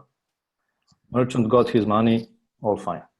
Or I can go to the merchant, explain the situation, and I can bring him to Deal Shaker. I can explain that he can, I mean, you all heard Peter Kralev talk. It was awesome. I mean, if all merchants were thinking like that, it's done. So he can advertise for free to millions of users, and he can accept Onecoins 100%, let's say, for my car, and let him go to exchange and sell the coins. So what did I do? I participated in the price up by buying on spending coins on Deal Shaker, and the merchant sold coins, and he participated in the price down. Let's just make it that simple. It's not really that simple, but you get my point. So we have an opportunity to participate in stable value, because if we are using it and merchants are selling it, that maybe it can be stable. If intervention is needed, company can intervene because they have a buffer. You know, they have excess amount, some reserves. You know, like central banks. You know, if my native currency drops because of the lack of demand, my central bank will intervene and sell reserves of euros to, you know, to keep our currency stable. Again, I don't know if the company will do it, but I kind of believe that it's what it takes, and I believe that they will work for the best, and they will try to do it. Because if you remember, when old blockchain was shutting off, Dr. Rujo said that they don't have enough coins for merchants, and many people didn't understand what does that mean. You see many critics say that it's a bullshit. But what does that mean? This old blockchain used to mine too few coins to even accommodate new people who were arriving, let alone to save something for buffer. But Dr. Ruja, being a banker, she knows what it takes to prevent deflation. She didn't see it viable because all the coins are used by users. She does not have any coins to try and stop deflation. Now, when they own most of the coins, they are out of circulation. I would really appeal on all the network not to hype Onecoin market cap by multiplying current internal price with total number of coins mined. It's, I believe, 42 billion, according to Block Height. Please do not multiply 20 euros by 42 billion, because it's not the market cap. We don't know yet how many coins are owned by people. According to all the transparency in the blockchain, that's a bad start, but it is how it is. We don't know how many coins are owned by people, so we don't know actual market cap. No, we don't. This price isn't even publicly tradable. So please don't talk about this. It's my personal wish that One Life do not really hype this market cap. You know, it's poking people's eyes and ears. So when they own most of the coins, they can actually, you know, if people are buying, if people want to buy coins, and let's say our demand is, our supply, actually, our sell wall, user sell wall is low because we are actually using Bitcoin, but people want to buy Onecoins, then price would probably go too much up and there will be volatility. And then the company could actually bring new coins from off the circulation into circulation and actually participate in the stabling price. That's my opinion. Maybe I'm wrong somewhere, but the way I see it so far, it's like that. Okay, that's it.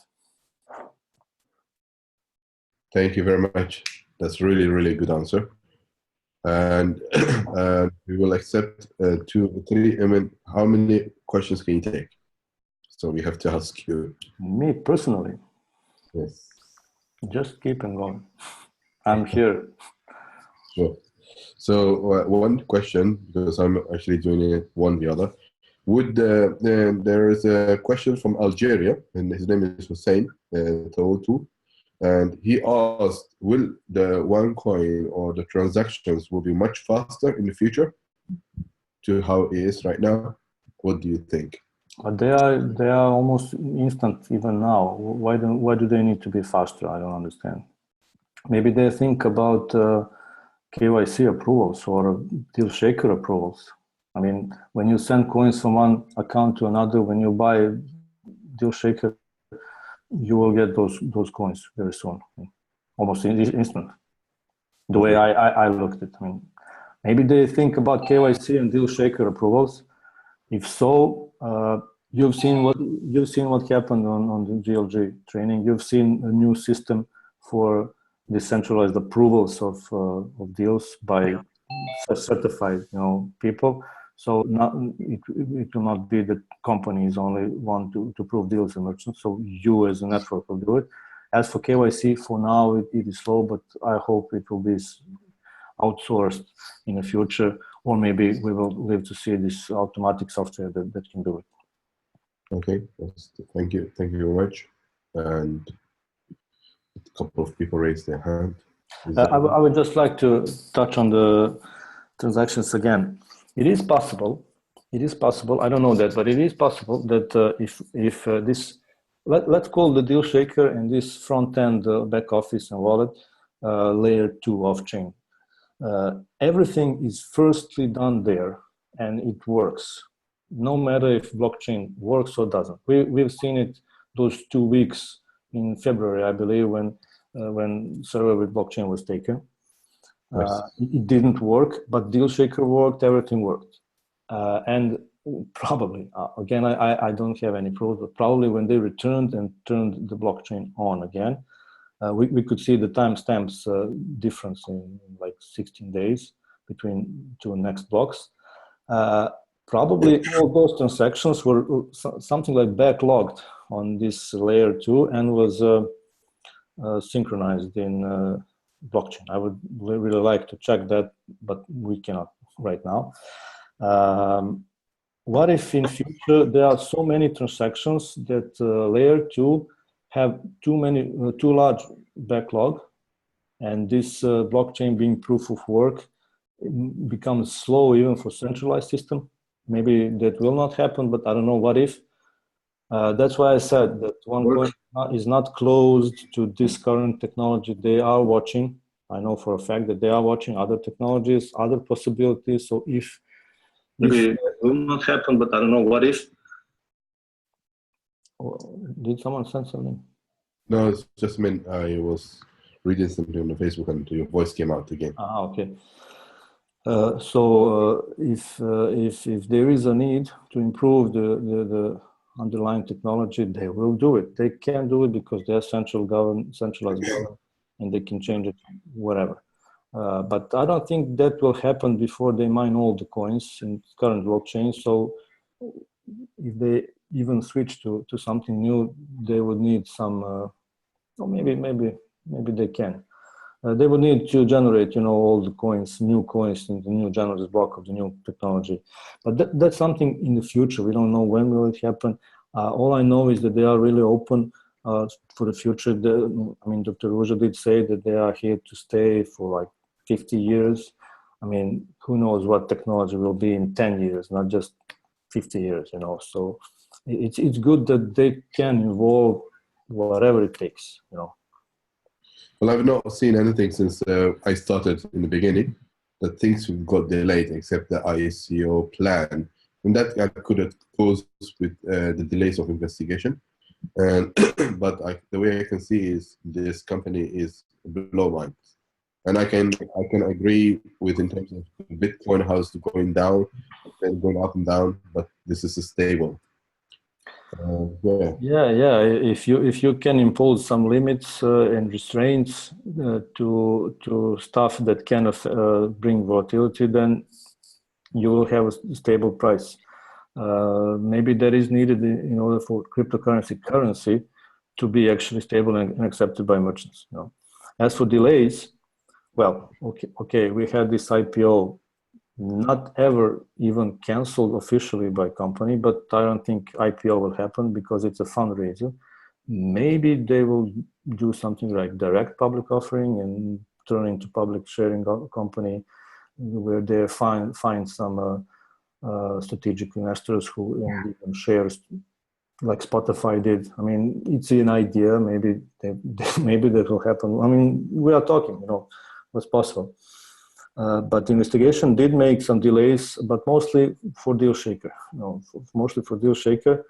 Hopefully, we have a good project manager right now and good team, and they will deliver it. And the rest is on the network. Yeah, right. I'm gonna put the flyer on here. But let me tell you something. I've been several times in the company. I've met several people. I've spent some time even with Konstantin. And what I could see clearly that those people know what they are doing. They are under pressure. They have problems. That they are swimming against the water, you know. But they know what they need to do in order to deliver that. That's all. I mean, I wouldn't do this community work if I didn't see that. I'm not taking any money for anything. Maybe. You know, so that's important. Now the rest is really on the community and the network. Yeah, and yeah, I've got 3 people, and I think we're going to be closing from here. And Per, are you there? Per, and give 5, 3, 2, 1. Okay, next one. Zana Omar? Yeah. Yes, you there? Yeah, I hear you.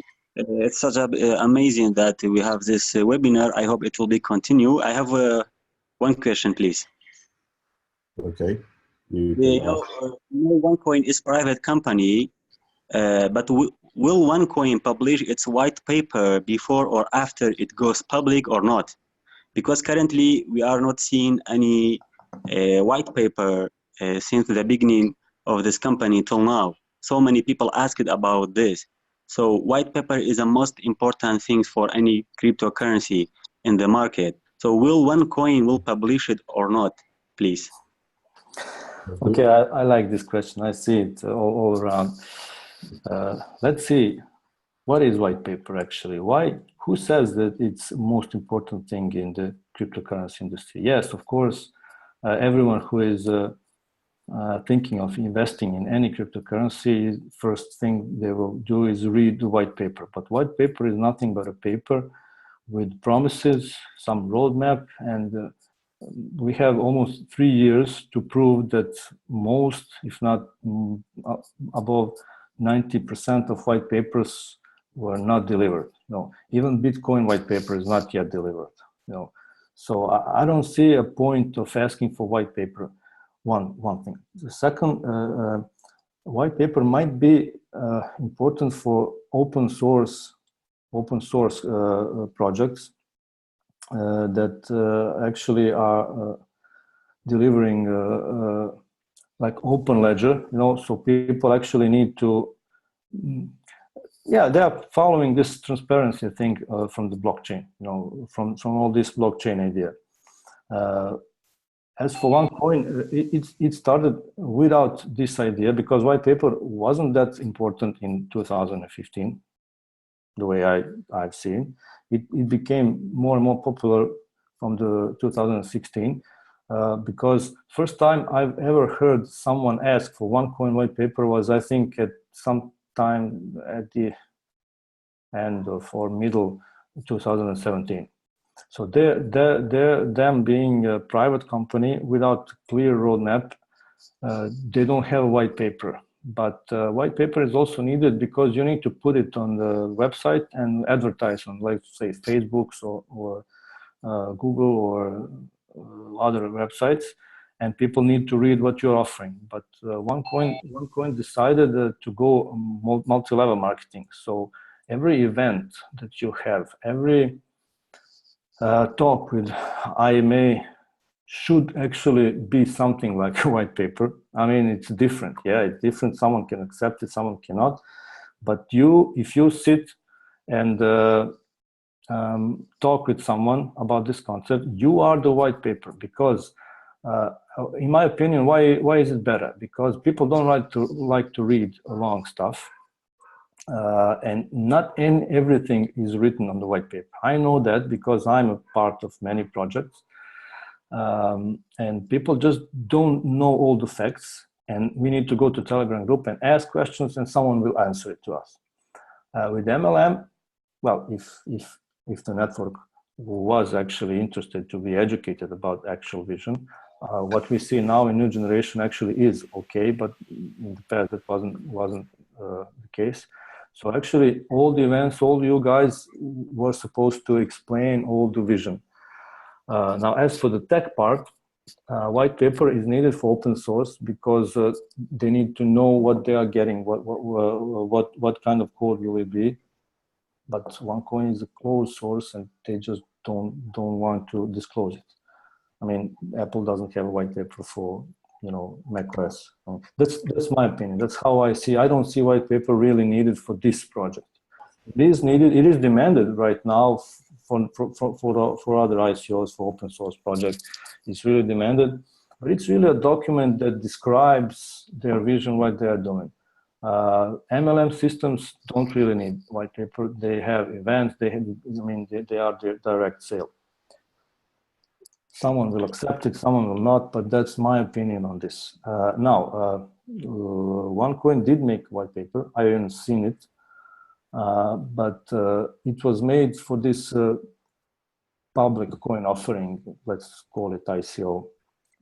It was delayed, the way I know, because when those servers are taken, this data was lost, whatever that means. And it wasn't actually canceled, but it got delayed.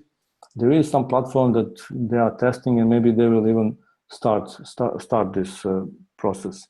And for that, when they are actually selling investment to investors, they need to have white paper. But for now, what is this? This is an educational project, and education brings OneCoins for free that have a vision behind it. So I don't see a white paper, how white paper can actually help with that. You as IMAs are supposed to explain this vision by talk. That's how I see it. Very credible answer. Amazing. I hope it's credible. I mean, it's just straightforward answer, and I agree. And one more question, and I think we're just going to close from here. Okay, there you go. And Goran, are you there? 5, 3, 2, 1. No answer. Did you unmute him? Yeah, I did. Hello. Hello, Goran. Okay. Hello. I wonder how will the company stable the euro of 2075 euro after this ICO, and how will they stable it so it's not going down? Well, in my personal view, it is possible the price goes down if everyone just wants to sell, but they can put limits on how many coins per day you can actually put in the sell order, and they can limit a duration of the sell order to, let's say, five days or something, that they expire. So there's no sell wall that is accumulating, and Deal shaker usability would help pretty much. So that's why I'm saying that this is actually all about people. In the January 2017, they started the test of the platform, exchange platform. It was on Xcoinx. And there we could see that we could only put certain coins, number of coins per day. And if our order wasn't successful, it was canceled after 5 days. So it was pretty slow to sell. And Supreme packages had the advantage. Now, I have no idea how many coins they sell because I didn't know anyone from that.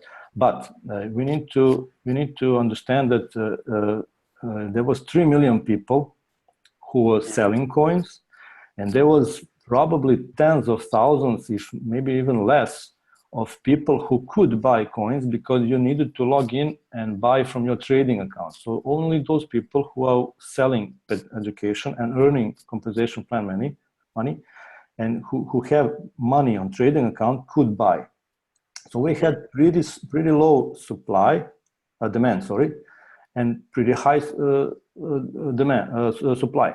So we would expect that price would go down, but price was fluctuating in decimals.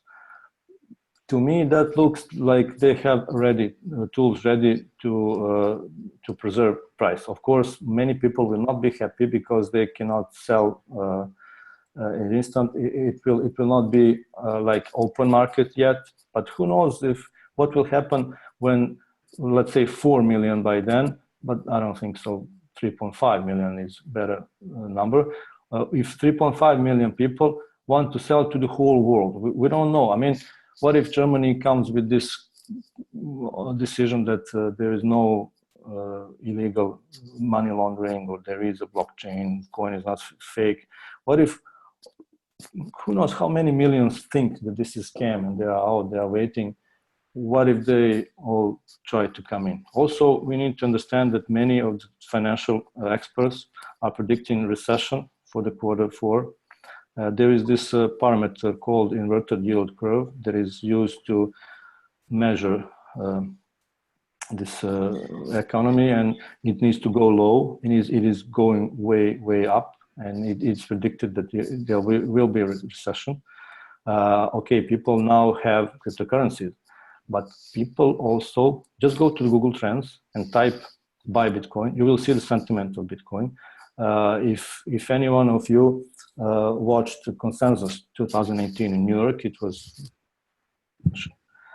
sentiment was pretty bad over there. Last year, we had promises, white paper, and prices flourished. This year, we have mainnets being launched. We have partnerships. We have something going on, and prices are going down. People have learned that manipulation and speculation is a very big problem at the current crypto market because it's unregulated. So will people run if recession comes? Let's say maybe it won't come, but some experts say it should come because this year ends with 8, and every year that ends with 8 we had recession, right? So what if one coin actually can maintain stable price? It can be used. What if people will run from fiat to Onecoin? What if? I'm just saying, we need to think about it. Maybe it won't happen, but we need to think about it. So they sure do have limits to maintain price. People won't be happy who just wants to out, for sure. But I think that's a good thing because actually I'm sorry about those people because they didn't have a chance to be properly introduced to the vision, because former leaders were all about money, about greed. They never explained to people anything. They just said, you can sell, you can sell. We can see even all former leaders going to other projects that just wait to go to the exchange to sell, and price goes down, and where's visibility? Where's the point? Why did you do it? That's my opinion on stability. How will it be? We will need to see. Okay. I can say one more thing. Their end goal is, so there is no limits. But if that's necessary, they will impose it. I will give you an example of such governance. Deal shaker. In first 1 or 2 months, I think there was like 40,000 merchants. They just let people work. And what did they bring? Scammers, frauds, fake deals. No, people just need some leadership. So they put in some central governance, and we see a lot cleaner deal shaker, but slower. So if limits are needed on exchange, we'll see cleaner trades, but slower. But then again, if we find merchants and that put good deals, people that have cash from unbanked regions can buy Onecoins to spend on deal shaker, and that's something that we need to think about. And there's something that we don't really know about institutional investors. How do we know that company management don't have actually some shadow investment companies that are actually waiting to participate in that? I mean, it's just a thought, you know. So I don't know, we'll see. I'm pretty confident because I know they know what to do. But then again, I say it's all about us people. So if we want to use the coins and find merchants, it will be fine. If all we want to sell, there'll be trouble. That's it. Thank you very much. And one last question, and this was asked from Algeria, Halim as well. And what he was asking is, when we go to public and the market exchange, how would the deal shaker and the members be able to exchange, and what price they are expecting? Would it be 20? I think some of them you already answered them. And do you think 20 euro 75, which is currently rate, will be more or less? Well, we see difficulty barometer is almost done, so maybe by the October price will go up to, like, I don't know, 25, but that's not really important in my opinion, because only then we need to see what will happen. Will people want to sell coins for whatever price? Will merchants accept it and let merchants sell? We'll see. But yeah, I expect one more rise of the price. Just based on the previous progress, you know. I mean, this barometer is pretty much over, but I don't think there would be two. But what if there were so many good deals on Deal Shaker until October? That's going to be. And Deal Shaker could also bring another cycle of difficulty barometer. Right now is the time to work on Deal Shaker, and every single people here should learn how the Deal Shaker works and be able to educate yourself, and as well as be able to sign up as many merchants as you can, because you will see the beauty in Deal Shaker soon, honestly. Nothing costs merchant to sign on Deal Shaker. Every merchant can put something that he can afford to give, considering that they cannot sell the coins right now. Yeah. And you will be able to receive consistent income. Yes. And merchants will be satisfied the way it's been made. Yeah. And of course, there's a resource center in Deal Shaker where there are many tutorials on how to make deals and everything. So it's easy for people to learn there how to use it.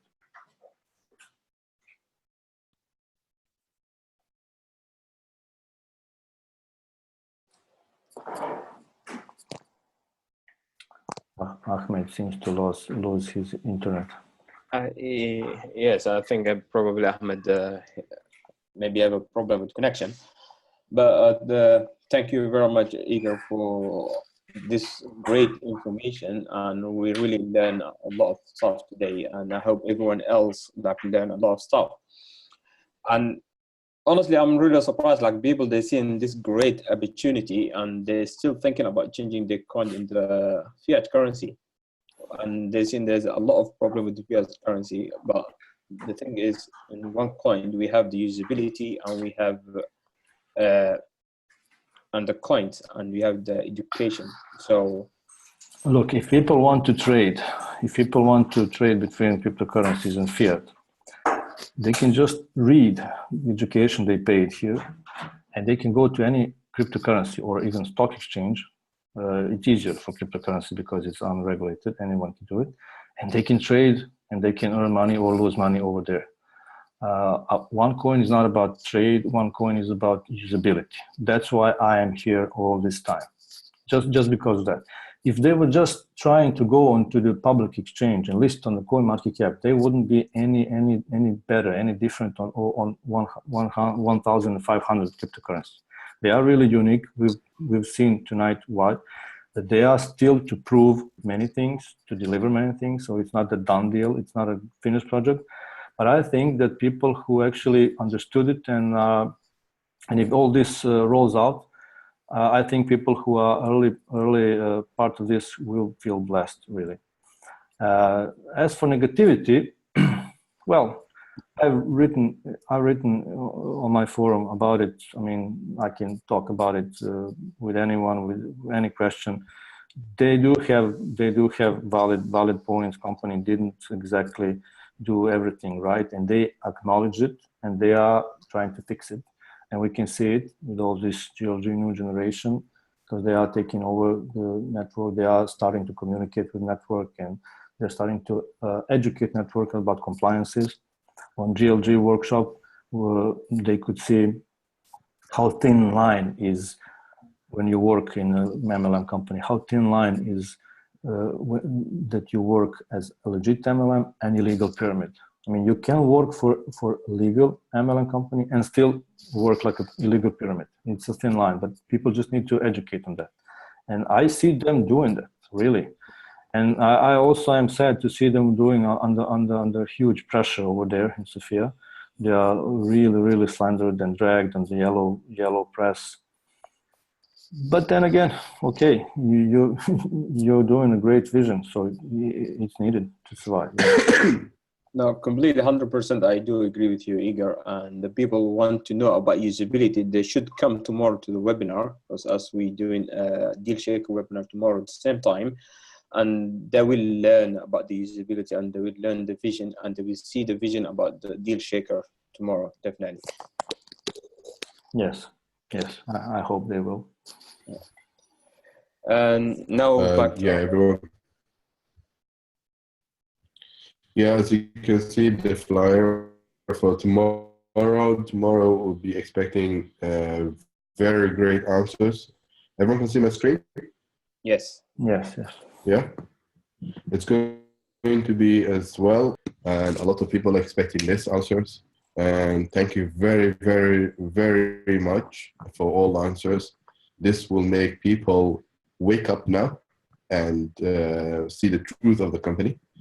And if people have questions, they can always ask in debate Onecoin, and you're there to support them. Yes. Anyone can come to my forum and ask a question. I mean, I did ban several people who actually I tried to let them be critics, but no, they are not interested in the truth. They are too diggy and nitpicky, but any real critic is really welcome over there.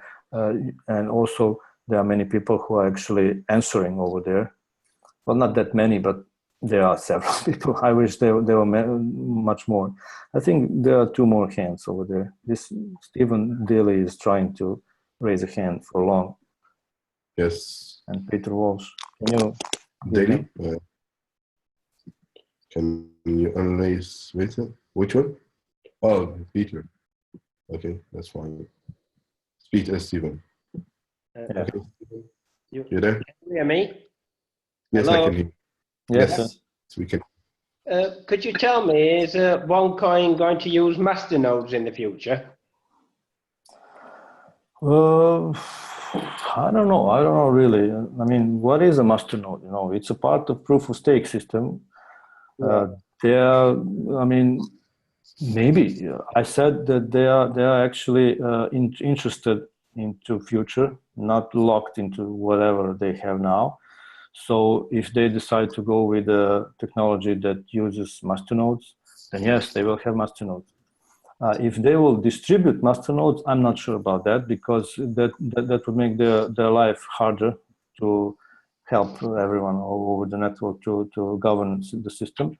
But I personally would like to see some distributed nodes like Ripple does. And if they are using some technology that is actually good over there, they can do it. Why not? For example, if you are a bank and you want to open a branch in my country, you need to put your servers into my country.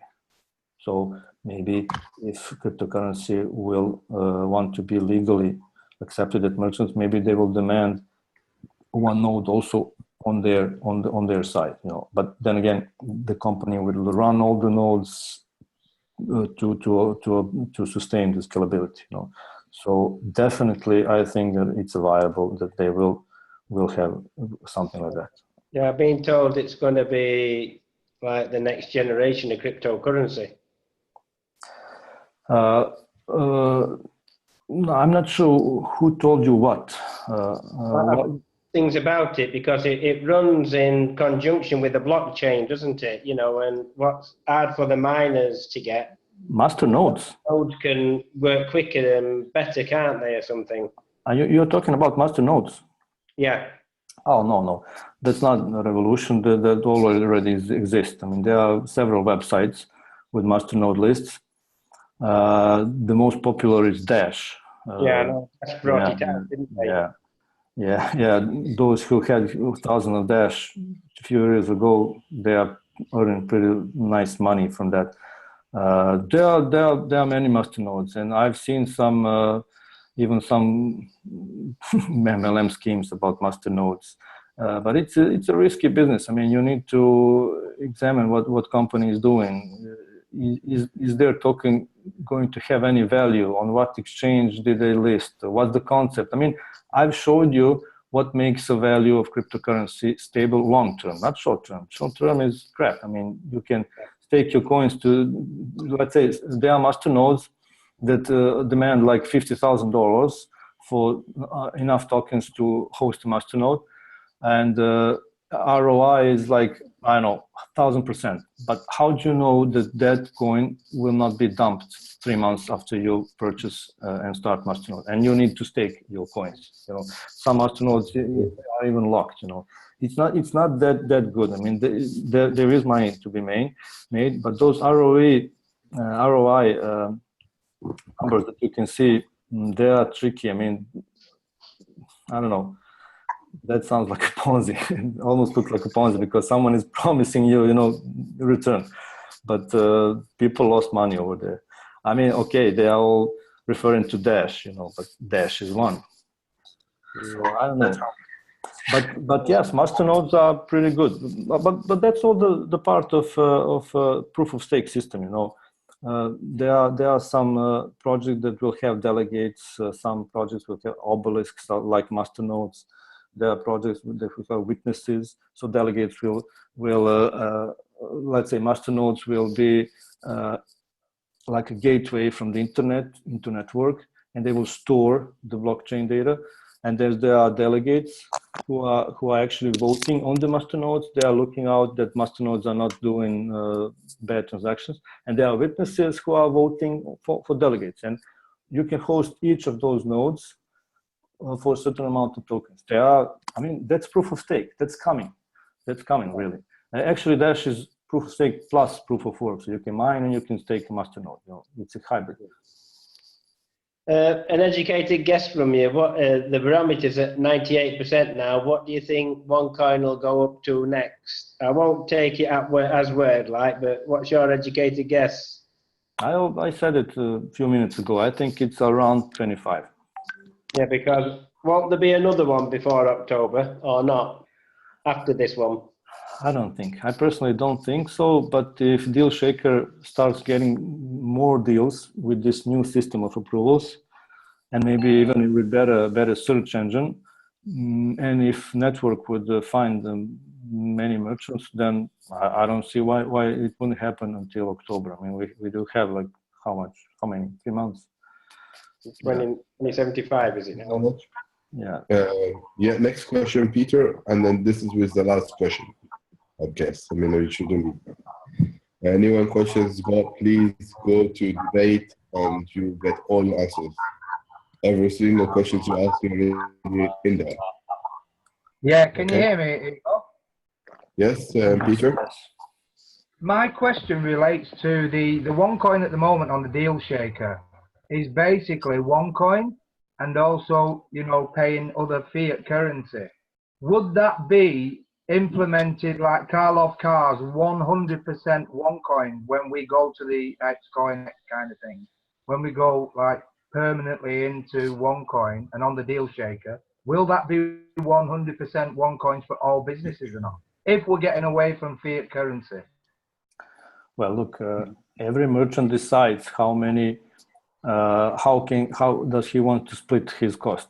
If merchant wants to sell something for 100% Onecoins, he will do it, right? And when I talked about exchange and money, I could go and find a merchant that will sell something for me 100% Onecoins. I'm satisfied because I got a new car for 5,000 Onecoins. And by the time that it happens, what if, let's say, price goes up 5%? That merchant actually made more profit than he would make by receiving cash, you know, and they will be able to sell. Now, this is a tricky question with this, you know, there's so huge supply, and we are really in the dark about this demand. Who will buy? Who will buy? I mean, who knows? It's the whole world. Who knows what's going to happen in financial markets when they really start this licensed exchange and everything. I don't know. Again, I think more than 20 million people know about Onecoin, but they are scared. They read on Wikipedia that it's a Ponzi scheme or something, you know. What if all those people realize, oh my God, it's not a scam, and start to buy it? I mean, we need to open up for anything, you know. And if there is no demand, of course, price will fall. But then again, is it a bad thing? No. If price falls, it fell. And maybe buyers will buy at a lower price. And then we start. It's maybe bad for merchants right now, but it's a possibility also. Price can fall. But it's not the end. I mean, look at Bitcoin. I agree. Yeah. But I am sure that there will be no huge volatility. Maybe it will fall, but it will maybe it will go even back even bigger when there is liquidity. You know, liquidity is the key. This is what they made in community when the company has developed community. As you said in the beginning, that the Onecoin decided to do a network in terms of building the people, where all the cryptocurrencies, they don't have people. It's just by supply and demand. I mean, the amount of people are in there. That's it. And it can be fluctuating. They can sell up and just drop one time all the way to zero. But with Onecoin, it's a stable. And I'm really, really happy. I mean, very, very happy with what we are doing at this moment in time. And I was 100% sure what I was doing before I joined in. And I did a lot of investigations before I joined in. Not even just particularly, or this person is there or that, this facts. That's what I did. Everyone needs to do that. And a lot of people, they join because of people's conversation. And I didn't listen to people's conversation. I listened to my own instincts and my own decisions. And that's it. Yeah, so I met a couple of times with Ruja. She answered and I was satisfied with her questions. And thank you. That's the only thing I can say. So the people who are selling their coins, they have bad luck. The people who are keeping their coins, I tell them, thank you. I mean, it's something good that you're doing. And you need to aim at the highest coins as possible. So that's it. Igor, thank you very much. Okay, no problem. And hope to see you on the next call on in Russia. And most people will be there. And tomorrow we also have a webinar for Deal Checker. Great news is going to be there. and I don't know exactly what it is, but it's going to be something really good. And see you all there. Thank you very much. Bye-bye. Okay, bye-bye. Bye-bye. Thank you very much, and all that. Thank you, Igor. Yeah, bye.